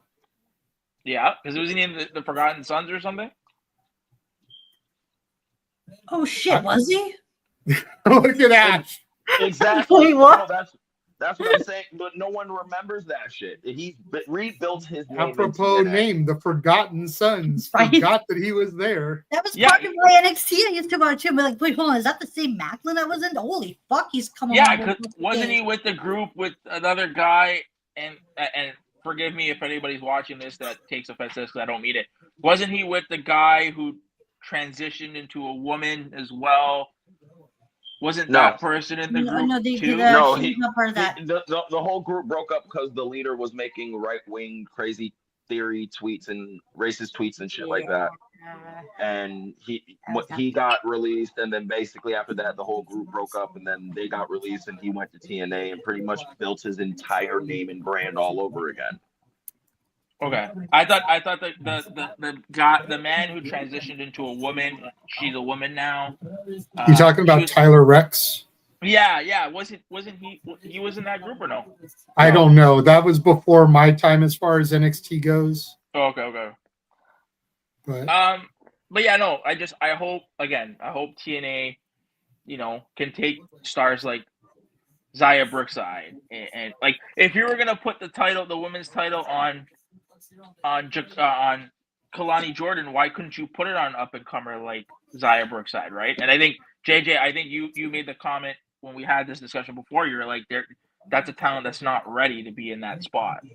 Not even just that, Nick. You're failing to realize the predicament TNA is in. They're trying to get a TV deal. They're trying to have the most marketable people they have on top right now so they can get that TV deal. You know who the most marketable people they have right now access to is WWE up-and-coming talent. So they're going to have those guys as champions or at least around the face of their company so they seem more marketable in terms of shopping for that next TV, or not even just the TV deal, the media rights deal, because TV and cable is dying. We all can admit it. Streaming's the future. Everybody's going to streaming. But then to that point, why isn't Team TNA for the men Matt Cardona, Nick Nemeth, Mustafa Ali, and Steve Macklin? Just throw another name in there for ex-WWE guys. Because you still need to expose some of that TNA talent to those same executives to say, hey, this is who we're working on. These guys are, quote unquote, are the future. WWE, they want a piece of these. You see that WWE wants these guys on their television as well because they're on NXT television in this invasion angle and everything. So, Brian Myers. Dude, you could have Brian Myers and Matt Cardona teaming together again in this thing. More reason why I'm pissed Matt is not on Team TNA. But I again, as someone who sees the other side of, you have to expose both. You have to expose your marketable stars and you have to expose your stars of the future or your potential stars. So it's like, you got to kind of have a mix of both bags. I just don't. In my case, I'd rather use the Nimitz than the Hardys at this point. But everyone loves the Hardys, I guess. Still, I don't know. I don't have that same love. I see two old, broken down guys trying to hang on for dear life. More Matt than Jeff. Jeff still has a little left in the tank. Matt is just no. All right.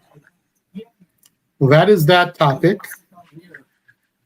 We will go ahead, run our commercial one more time. When we come back, we will discuss the first ever Simply Reliable Studios Awards. We'll run through the categories. We'll run through the nominees. We'll let you guys know how you can participate and vote for those of you guys that haven't, because we need to get some more people voting on these. And for anybody who's asking the hard, dire questions, no, DJ is not nominated for Best Podcast Space of the Year, okay? God damn it. That's not a category. No matter how hard JJ tried to push this on me, I refuse to accept any kind of honor. I just couldn't go through with it with my ego. Oh, jeez. We will be back after this. And now for a taste of things to come.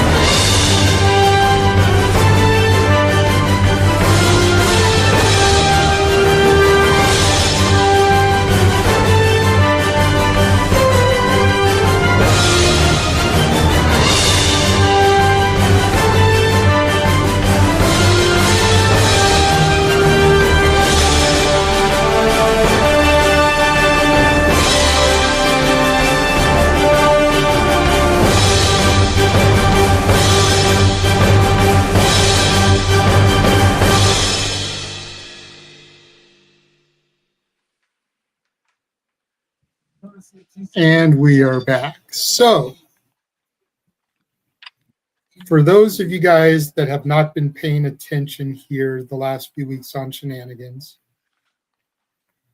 we have begun the first annual Simply Reliable Studios Wrestling Awards.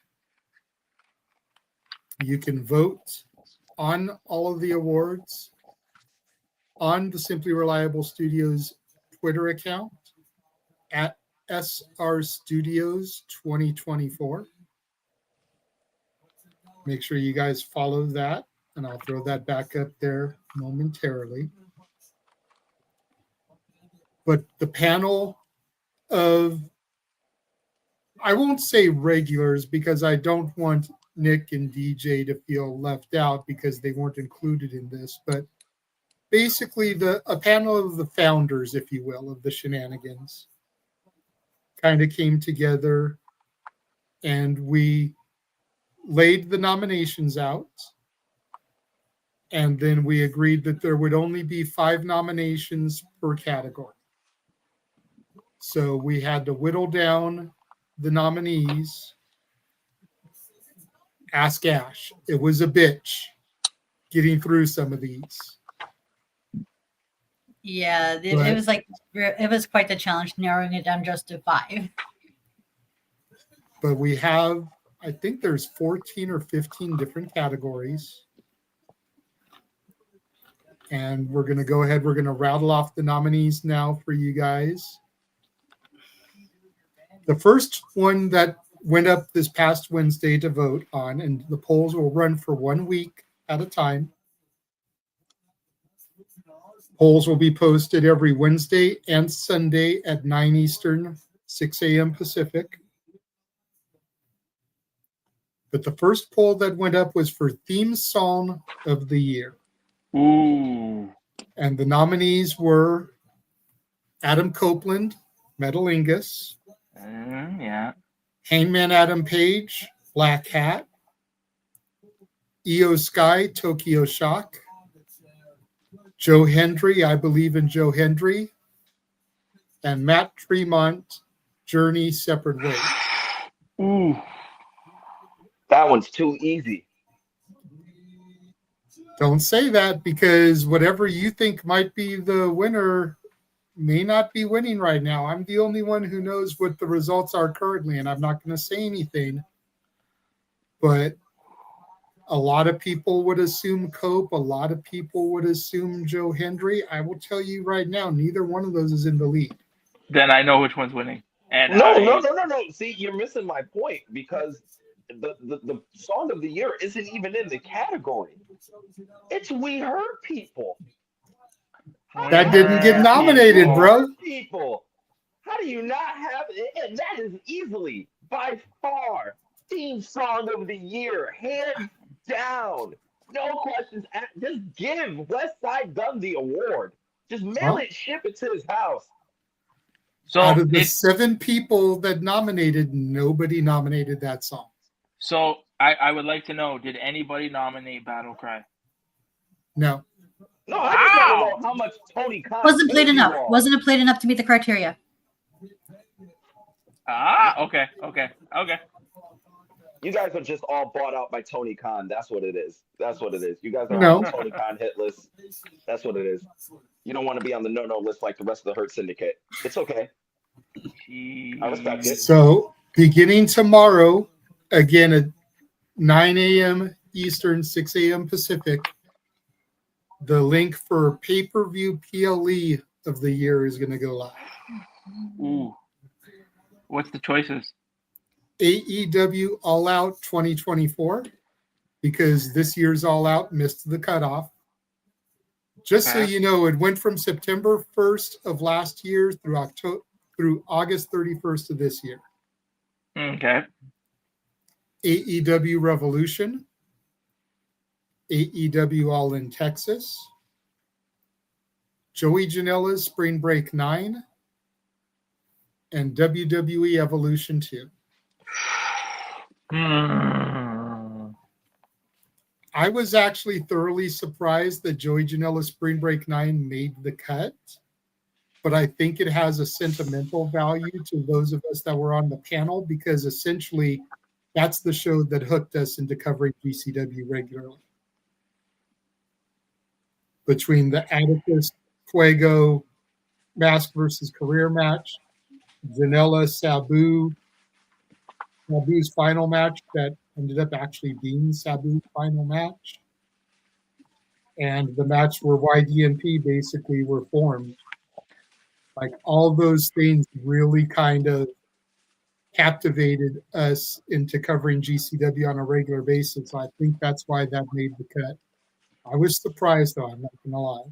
So what were the criteria for this category?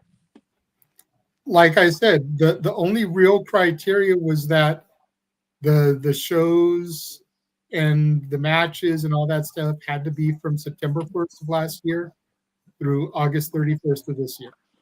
I can hear the distant corner of Twitter. Oh, you guys all picked AEW shows. Why were there no WWE shows? Because WWE fucking sucked this year. That's why. That's deep. Well, I will tell you that there were a couple of NXTs that were nominated. They just didn't make the final cut. Okay, let me like Stand and Deliver was nominated from this year. I know that. I'm sorry, JJ. Let me make a correction. The main roster has fucking sucked this year. That's why. DJ, listen. Don't start that, okay?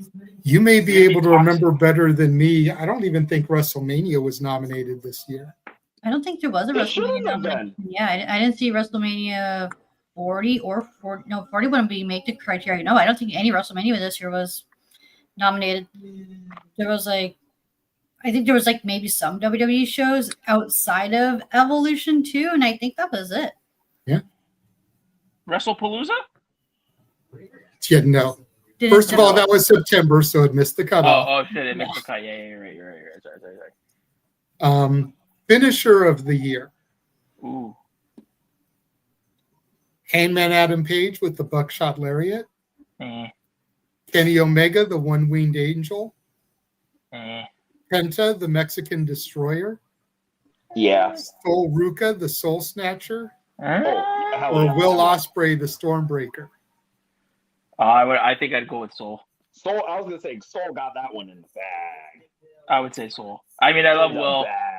I love Will with the Stormbreaker, but I think Will's finisher is the Hidden Blade, so I think I would go with Soul. Not even that. Soul Ruka has the best looking finisher out of everyone. It's very in unique. The modern business. Put it to you this way: I've had people that don't watch wrestling see Sol Ruka do the Soul Snatcher, and they're like, "Holy shit!" Yeah, exactly, because it's so innovative and so different, and she can catch you in.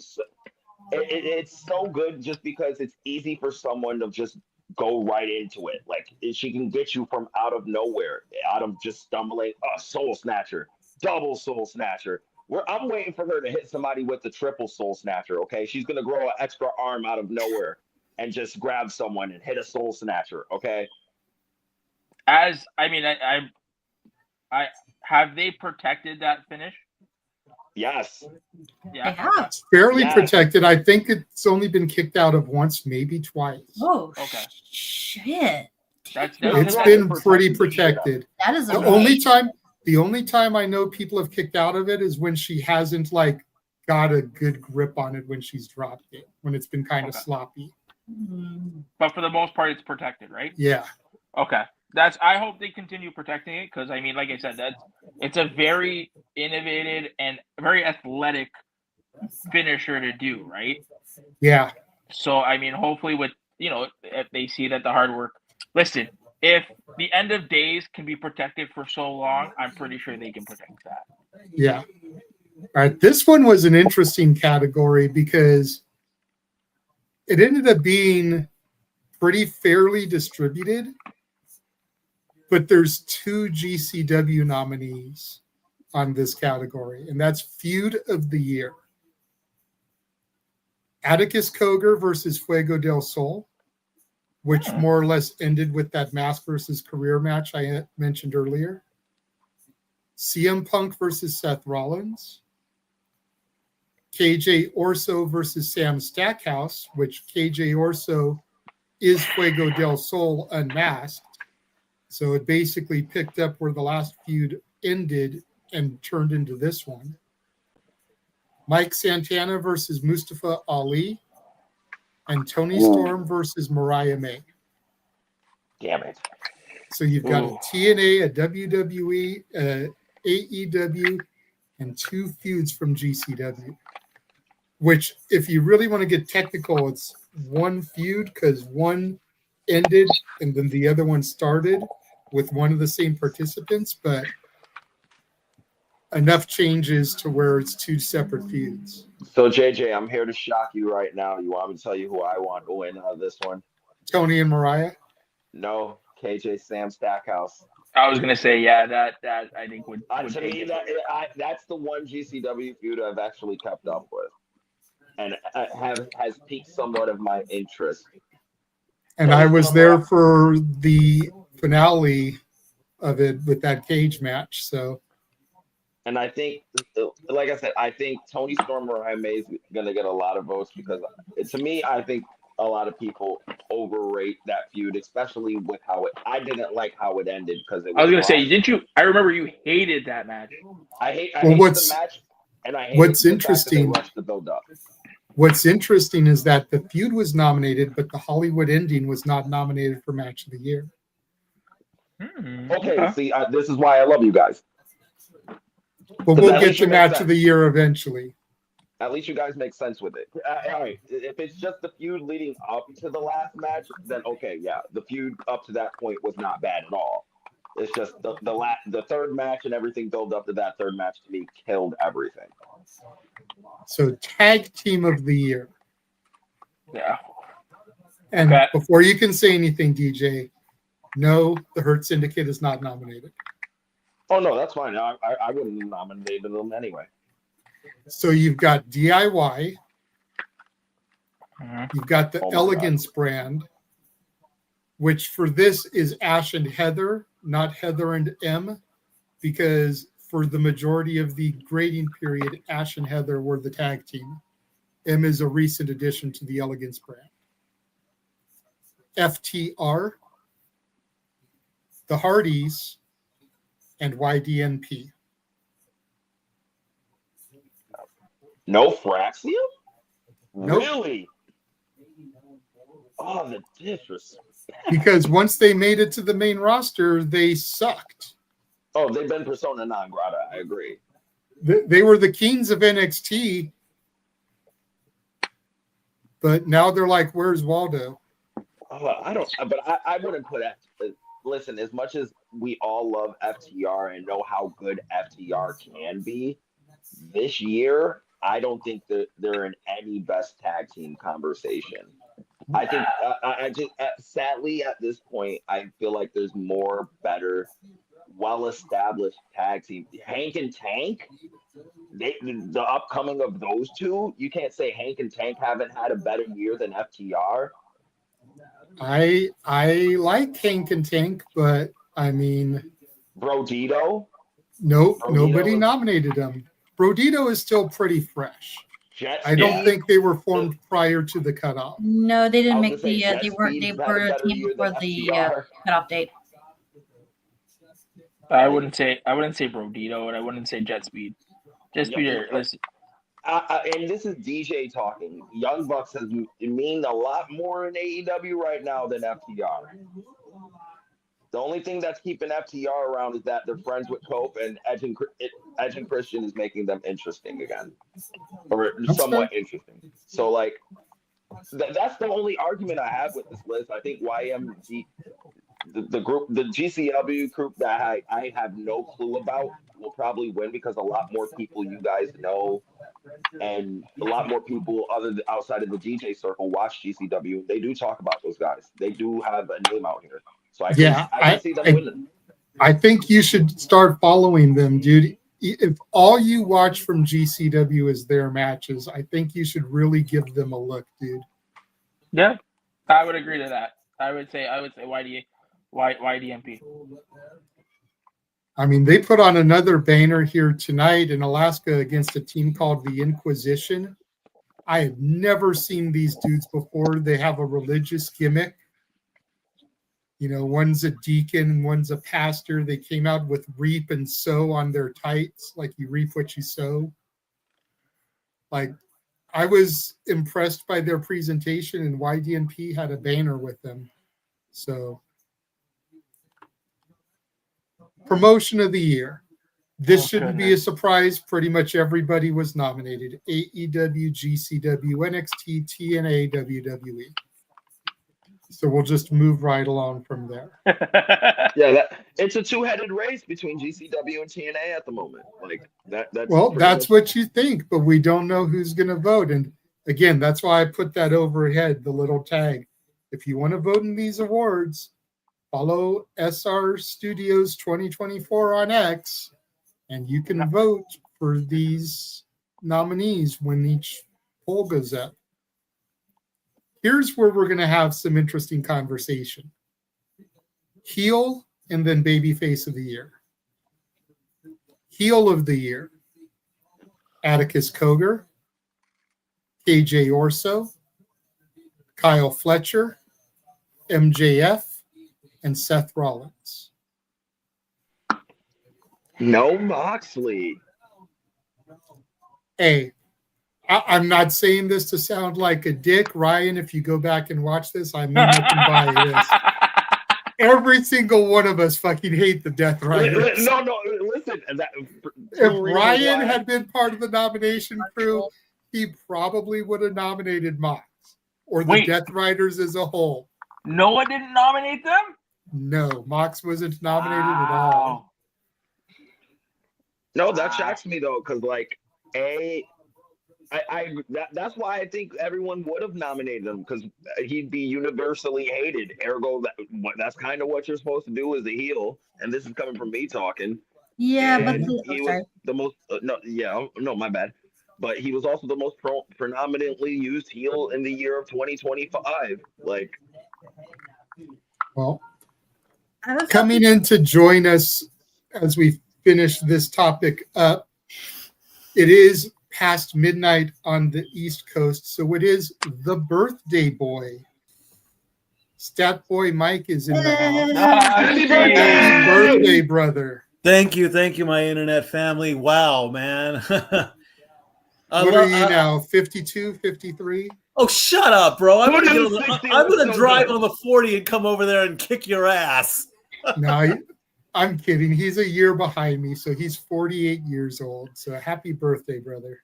Thank you, fam. Hey, Stat Boy Mike, how about them Chargers? How about them Chargers? Don't up, baby. If you want to talk football, come onto my show, please. That's what I want for my birthday this weekend. Come to the sports bar Monday night, 1 hour before game time, and talk football. That's all I want. I'll be there. You'll be there? Good. I'll be there. Send me the link. I'll be there. I got you. You got it. And besides, I grew up a Ram, not a Charger. I'm a diehard Chargers fan, okay? We're going all the way this year, okay? Justin Herbert is looking like God himself. Jim Harbaugh is a whisperer to defenses. And we're going all the way this year. Pat Mahomes who? Okay? Wow. Great. Remember, we're 3-0 in our division. All right, let's get off of sports. Let's get off sports. You guys can do that on the Sports Bar Monday. Mikey, we're going over the nominees for the first ever Simply Reliable Studios Wrestling Awards. I did vote in the first one. Good. Good. You don't have to tell us who you voted for. We don't want to try to sway the audience, but again, follow us at SRS Studios 2024 to be able to vote. I mean, I'm definitely trying to sway the audience over here. I know you are, DJ. I know you are. I'm definitely swaying over here. Babyface of the year. Cody Rhodes, Jey Uso, Joe Hendry, CM Punk, and Willow Nightingale. I'm not going to lie. For all the AEW representation, I was a little surprised Willow was the one that got the nod, but that just shows how loved Willow is. Do I think she's going to win? Probably not.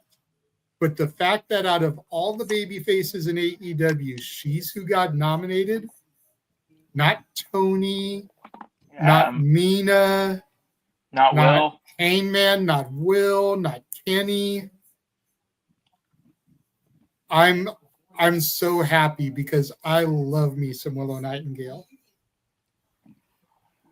Because, like, out of everyone on the AEW roster, Willow Nightingale is like the only pure baby face that they have. Right? Let's be real here. Everyone else has such dick-headed asshole tendencies. Will doesn't. Except for Willow. Well, Osprey don't. Well, in fairness, he started out as a member of the Callis family. His first thing he did was put a screwdriver to Kenny's head. Yeah, that's not exactly, good guy Osprey here. That's kind of dickish. But aren't we talking about for the past, since from last September till now? Yeah. You didn't put, did he put a screwdriver in his head? What? I know he's tried to kill Kyle Fletcher a couple times. There have been a couple of attempted murders on his life. But back to the list. Let's stick to the list and not go back into the AEW rabbit hole. Yep. I think this is. I think by far this is the hardest category to pick from out of, especially with all the baby faces. Because Cody, yes, he's the top guy for the top company, but this year he's kind of fell off a bit, so he's kind of in reachable range of everyone. Joe Hendry, he's TNA's top guy and WWE's next top guy. They're trying to bring him in. I still think he may be seen as last match. Yes. He should be. I would like that. Jey Uso, WWE's top merch seller, best catchphrase in the business, 4 letters, 1 word, yeet. It's a really hard list. Willow, as you said, everyone loves her. I don't think it's hard for me to put her in the same category as the rest of the company that she's in, but in terms of representation for AEW, she's definitely their top babyface. So I can't argue with her being in this conversation in reality because she's AEW's top babyface for right now. I just don't think in terms of everyone else in the wrestling business, like in the conversations of the Jey Usos, the Joe Hendrys, the Cody Rhodes, the CM Punks, she just needs that maybe like another year or two until she's on that level. So the next ones we'll go through are the breakout stars of the year. And breakout, I think, was used very loosely for these because there's a couple of people that have been around for a little bit that got nominated for breakout star. But I feel like this was the year that they kind of took it to another level. So that may be why they got nominated as such. So for the male breakout star of the year, you've got Cappuccino Jones from Evolve, became the first ever WWE ID champion. Dominic Mysterio, Joe Hendry, Kyle Fletcher, and Marcus Mathers. And Marcus Mathers is another ID prospect, wrestles on Evolve. We see him on GCW quite a bit. And that's how we really became familiar with him. A lot of us that nominated is through GCW more than Evolve even. I'm shocked with your love of GCW, JJ, that Sam Stackhouse didn't really get a breakout for you. That the reason I didn't nominate Sam is because he didn't wrestle a whole lot. You have to keep in mind that as far as the GCW stuff goes, we only really started watching the promotion in April. So that's from the middle of April when Mania was to the end of August as far as the voting time. In that time, we maybe saw Sam Stackhouse have like 3 matches. Not enough to really formulate an opinion as far as a breakout. Unlike guys like Atticus Cogar, YDNP, who even though they weren't nominated, are basically on like every show wrestling. So that's why Sam didn't get a nomination from us, at least from me. Can I know what honorable mentions didn't make the list, but were like really close for you guys in terms of breakouts? I can tell you privately later because that's in the group chat, and I'd have to dig for that. Yeah, no problem. Ash has been in that group chat. She knows how torn up it is from people voting and chatting. It's gonna take me a minute to find that shit. So I can grab my phone if you want. See who, like, if I can, or is it only on your Oh phone? no, it's fine. I thought it was something you guys could pull off the top of your head. DJ does everything in his head. My mind's a giant library, so I can. No, I'm literally reading this off of a document that I have saved on my computer because I'm the one that's running the polls and everything. So I think Doug Marlowe should win that category. Oh yeah, the Epic should as well. He definitely should have been you know what? He should be a write-in. You should allow write-ins. Again, in fairness, he didn't really break onto our radar here until like the last month or so. Yeah, until like middle of August. Yeah, that's not really enough. Come next year, quite possibly. I don't know. I think within that short time frame, though, like his star power and notoriety and stuff skyrocketed to the point of I think it could be an argument that he's a breakout sensation within that short time frame. Maybe. For female breakout star of the year, Queen Aminata, Sol Ruka, Stephanie Vaquer, Tiffany Nieves, and Tiffany Stratton. Ooh, that one's a real tough one. You got to sit and really think about that one.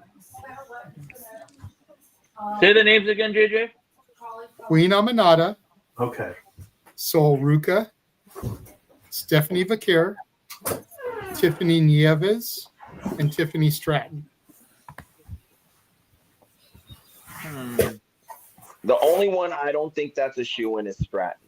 I think Stratton last year was more of her breakout year than this year. The other four. Well, you figure she got drafted last year. So last year in April, she got drafted.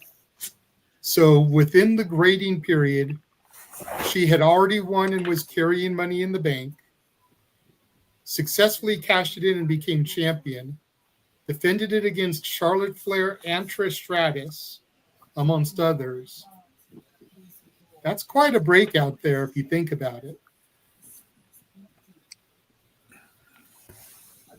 I'm not completely arguing against that. I just think in terms of Queen Aminata, she went from Ring of Honor to being a predominant featured woman on AEW television.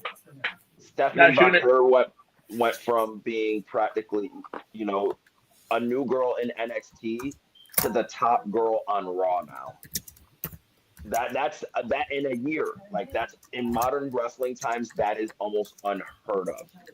Sol Ruka, just alone with her presentation, her social media presence, and her in-ring ability, she has future star potential written all over her, and she's getting more and more buzz. She's definitely a breakout star. She's definitely in that argument. And who am I forgetting? Who was the fourth person I'm forgetting right now? The only one that no one really has talked about. Yeah, I was going to say, and I didn't expect anyone to talk about is Tiffany Nieves. I've seen a few of her matches after looking up the interview you guys did with her. Check that out. JJ did a great job doing the interview. I just, in terms of the rest of the conversation, I think she's great. In terms of the indie conversation, she's definitely broken out in the indie sense of things and gotten her name out there. It's just not to the level of stature of the other three. Especially in Stephanie's case. I think Stephanie going from starting in NXT to now she's world champion is a pretty impressive feat. Yeah. Match of the year. This is another one that really surprised me. Atticus Cogar versus Fuego del Sol, career versus mask from Joey Janela Spring Break 9. YDNP and Marcus Mathers versus Megan Bain, Billy Starks, and Miyu Yamashita from GCW's The Top Play. Bandito versus Hechicero from Death Before Dishonor. Will Ospreay versus Hangman Page from Double or Nothing, the finals of the Owen. And Punk versus Rollins from the Netflix premiere. Wow. Will Fletcher in the cage wasn't on there? Nope. Wow. Neither was the Hollywood ending, like I said. Very interesting. Ooh. That's a toughie for me. I'd have to give it to Hangman and Ospreay. Because I don't even think... I think Punk and Seth was good, but I don't think it was better than that match. We'll have to see what the voters say. Now we come to male and female Superstar of the Year. We'll do ladies first. Female Superstar of the Year, Toni Storm, Stephanie Vaquer, Naomi, Io Sky, and Athena. Oh no. Wow. Oh no. I think, mommy. I think I'm short circuiting. I'm sorry. No, mommy. No, mommy. The mommy hate is real. This is what I do remember. She was nominated. She just didn't make the final cut. Oh, the mommy hate is real. Oh, no. I mean, you can argue that the others had a better year. The only one that I really don't think fits on a personal level is Naomi. And that's only because she lost most of the year until she won the title. Won Money in the Bank and won the title. Now, and then she had to give it up because of pregnancy. In terms of character growth, it was there. Like, people Definitely got more and more interested in Naomi throughout the year than how she started. So you can make that argument. It's just, I'm sorry. There's no bigger female star on this planet right now than Rhea Ripley. And some people would argue that Toni Storm is as big or bigger. Oh, no. I think Tony's definitely, in my eyes, the shoe-in for this award. If there's no Rhea on this list, Tony's the next best thing.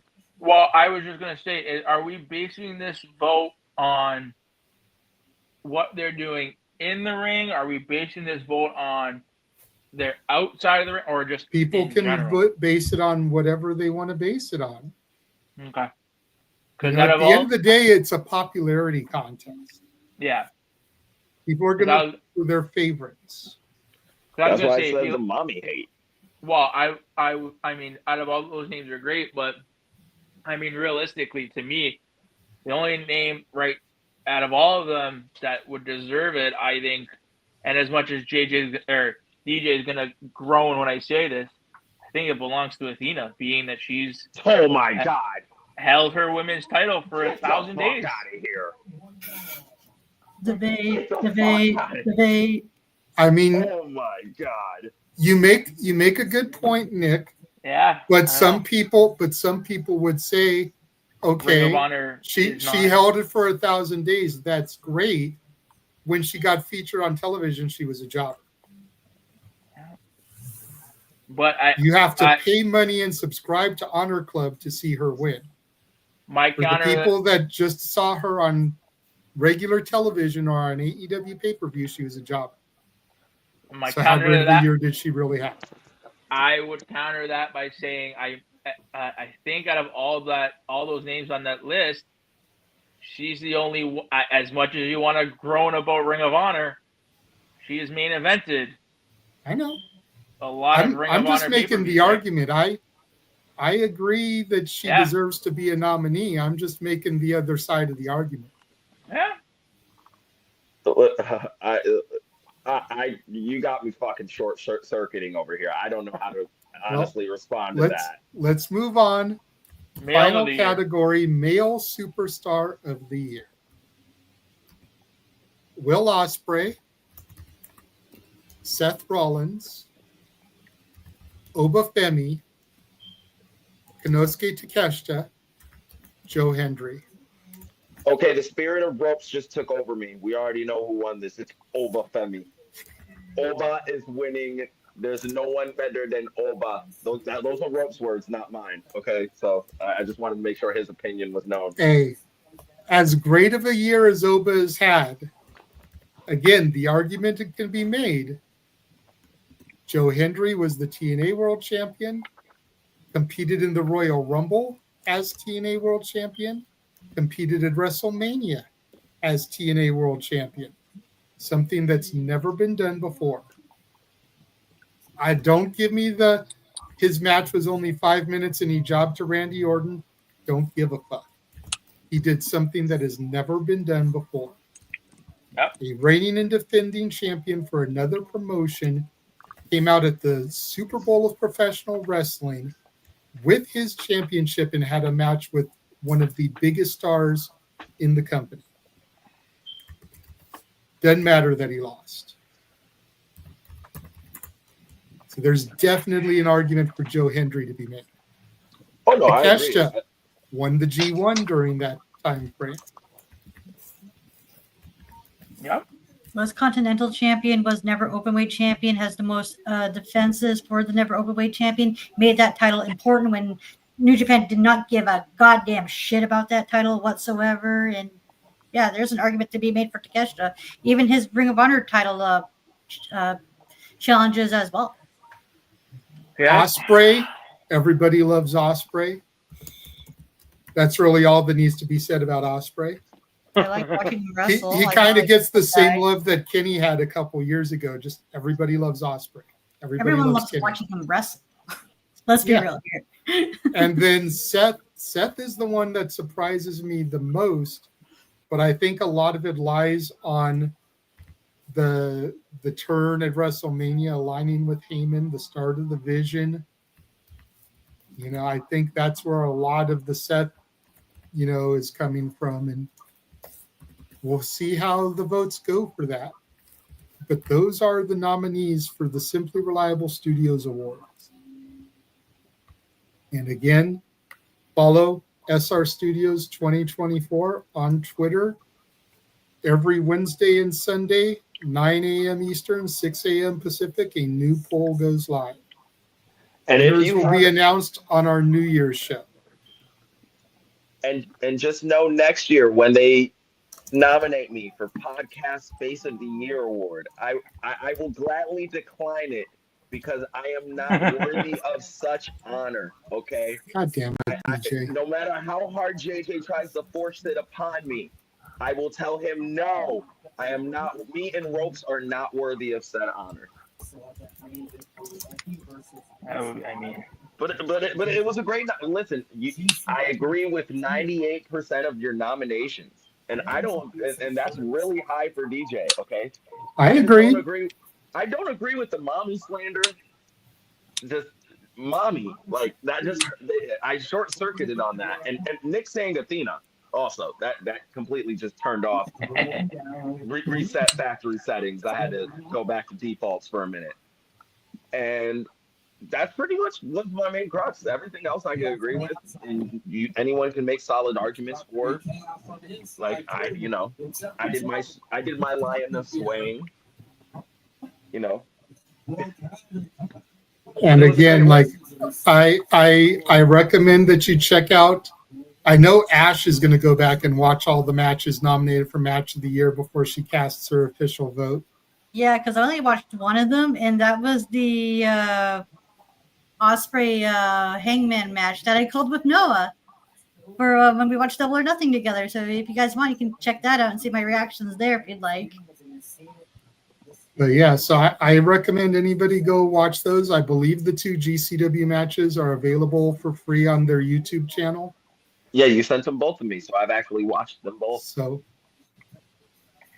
So yeah, check those out before you make your votes. If you're not familiar, there's ways that you can find them and watch them.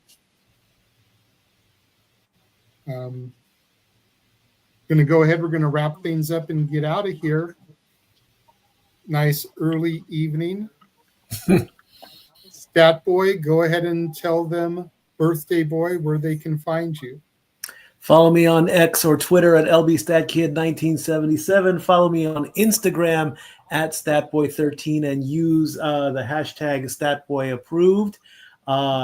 Monday night, 7 o'clock Eastern, Week 5 NFL, Chiefs versus Jaguars. In what world am I living in where the Jags are 3-1 and the Chiefs are 2-2? That makes no shock. That makes no sense to me. Maybe I should stop bashing on Tony Khan and say, your team's doing a good job. Now just do a better product with AEW, and I'll actually start. Damn. I'm sorry. Damn. I bash his wrestling. I'm praising his football team. Why? I have no idea. Maybe because I'm celebrating my 18th anniversary of turning 30. I don't know. I just can't say the number 48. Oh, wait, I just did. Family, you're doing a great job. JJ, great interview with Sam Knight, by the way. Well done on that one. Ash, you 2 minutes for swearing, my friend. Hockey season's coming up, you know. Oh, please. She's Canadian, eh? She gets a bye there. Of course. I want to see a Canadian team in the Stanley Cup Finals again this year. Right? It's been long. I don't. This year's our year. This year's the Leafs year. You keep saying that every year, and what happens? We said it right? We've said that since 67. Yep. It's only been 30 years. Love Hey, you, at family. least your team has a cup. Mine has yet to win one. Let's be real here. I've got one too. He's got 2 cups. Oh, speaking of cups, Jeff Meacham is here as we're signing off. I'm going to get bashed on my birthday. Okay, well, luckily for you, I didn't hear anything. I literally turned this thing on to come in and say goodbye from this house on these series of channels because I didn't get to do that Tuesday night. If we're talking about Stanley Cups and Mikey's in the room, I don't want to know. I want to know. He was making the he's got one, we've got 2. Leafs haven't won one since 67, you know. Oh, okay. All true. Look, I am. But it is officially his birthday on the East Coast. So wish your brother a happy birthday before you proceed. Okay. Happy birthday. I am glad that your parents came together at the right time to have you be a part of this world on this day all those years ago. Back all those years ago. Anyway. Yeah, you're older than me. Back in my day, Shenny. Back in his day when there was a 7 in the third column. Anyway, because goddamn you old. And you'll 50 next year, so I'm just going to be a dick there too. Oh no, 2 years. I'm sorry, 2 years. You're 50 next year over there on the other side. Yeah. Anyway, look, I am cautiously optimistic about this season. You know, the fact that the newest king has himself out for a 10th of the season off the jump. He apparently had a decent line and a lot of autograph and picture seekers at the Meet the Players thing tonight. Dylan was there with my dad. They were in Kopi's line because this is Kopi's last year as a king. So Ajay Kopitar for those of you uninformed. So that's an end of an era. Dude, this whole calendar year and a half is living rent free in my head. I'm all over the fucking place. I'm gonna be real. There's a lot of shit changing, and I'm not okay with change. The top row knows that. So I need to know. Sorry, Jeff. Before you continue, when Anze leaves, does that mean Doughty's getting the seat? God damn! I hope not. God no. Look. I love Drew Doughty. When the Kings drafted him in 2008, I met him at the Meet the Players party that year. I turned to my dad. I said, "That's the final component. Give him 3-4 years." 2012. I'm just saying. And yes, it's when you all started going on the regular because of the blood drives and all the things. So you're welcome. A lot of you up top. But yeah, so that's changing. This is not just the last Central Iowa Studios broadcast from this house. This is it. This is it. It done at midnight. Starts the last day we're going to be here. We're going to do the final clean out. And once we walk out that front door tomorrow to go home, I'm coming back. So I'm glad I got to go see my friend's concert before she goes to Tokyo for a few weeks. And I'm very happy for her. I think the graphic is still in the description if I want to go ahead and throw that in the description in the room if I also want to throw that particular thing up, because I haven't announced it since I'm here. But yeah, there's a lot happening, and I'm low-key flipping out. So I'm just gonna. The only thing that's in here is her album one. Okay. Well, yeah. I had to delete a few things, but. Okay. Well, please go buy that because that's awesome.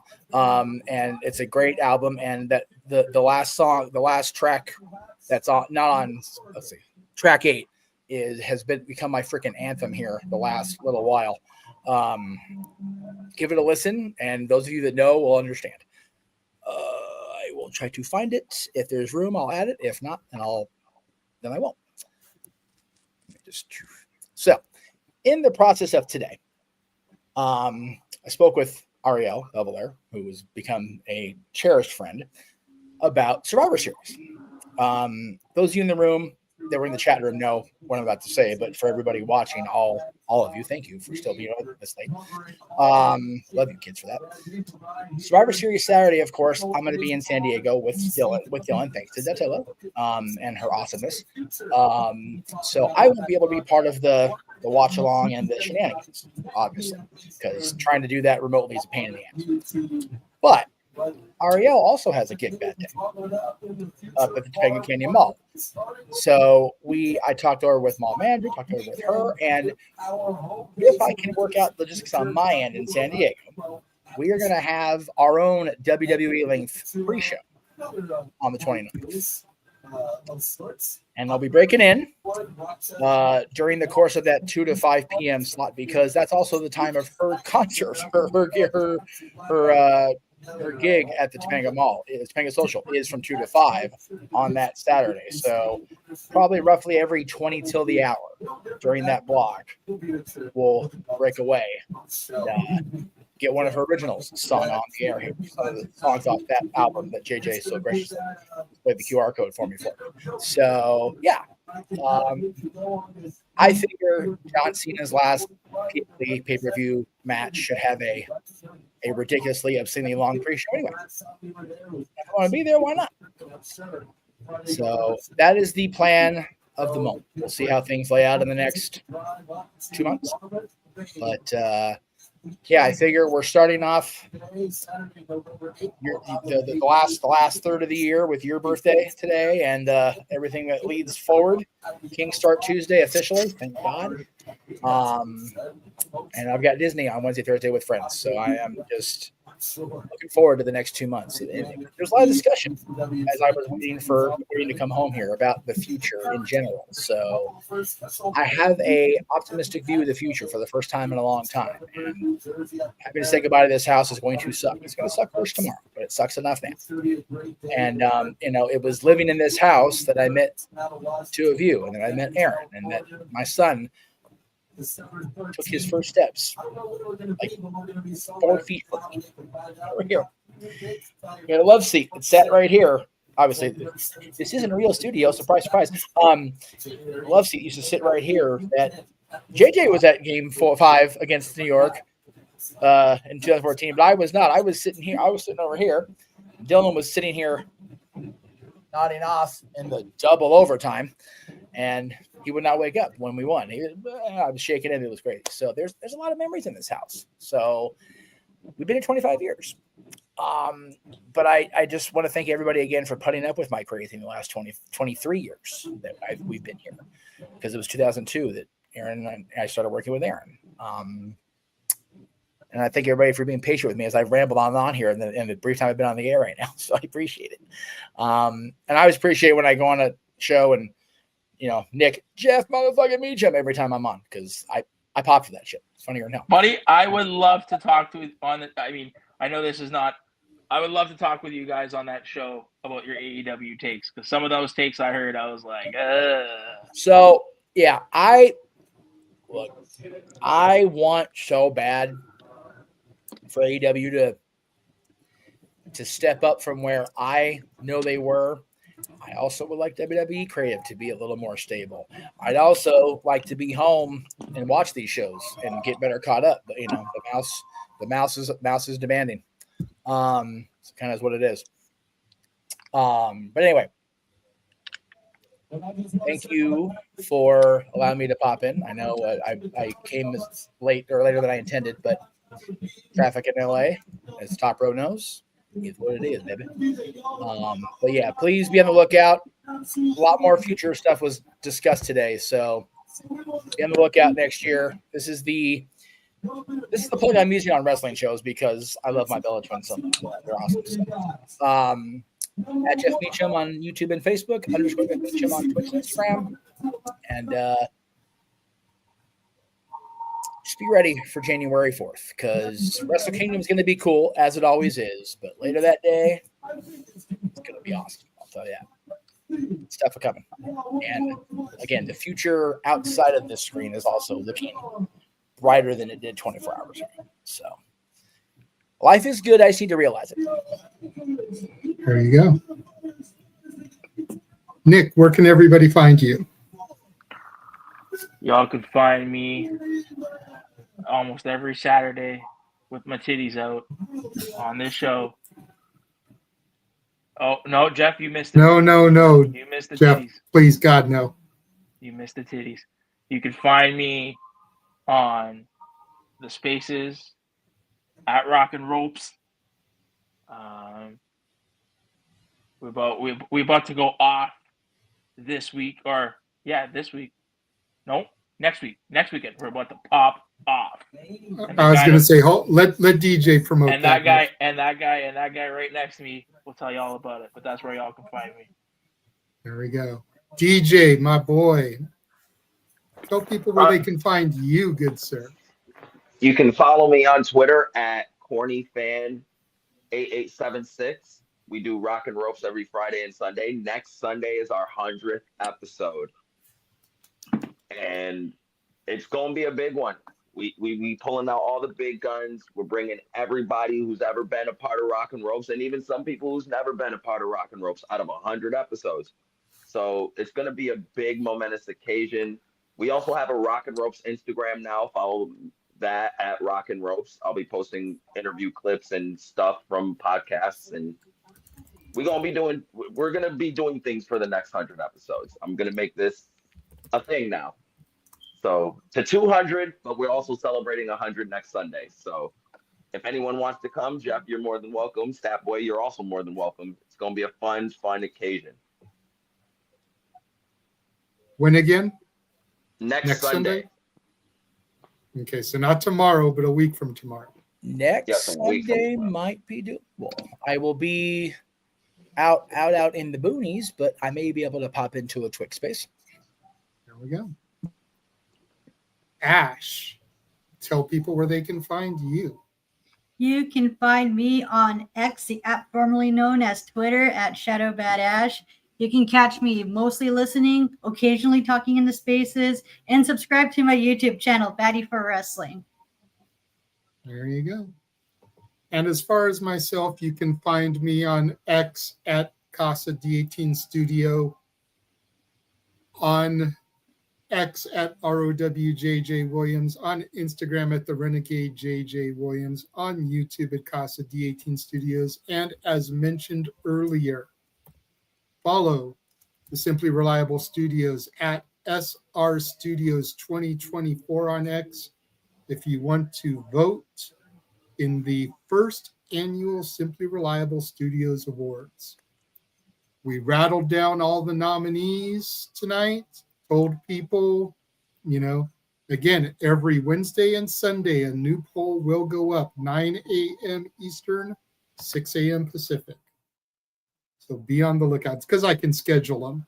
And I figure come that time in the morning, especially on Wednesday, People are up, getting ready for school, going to work. You know, try and do it early. Makes sense to me, brother. Hey, over on Twitter, is it Constantine Studio because leave the S for yo shit?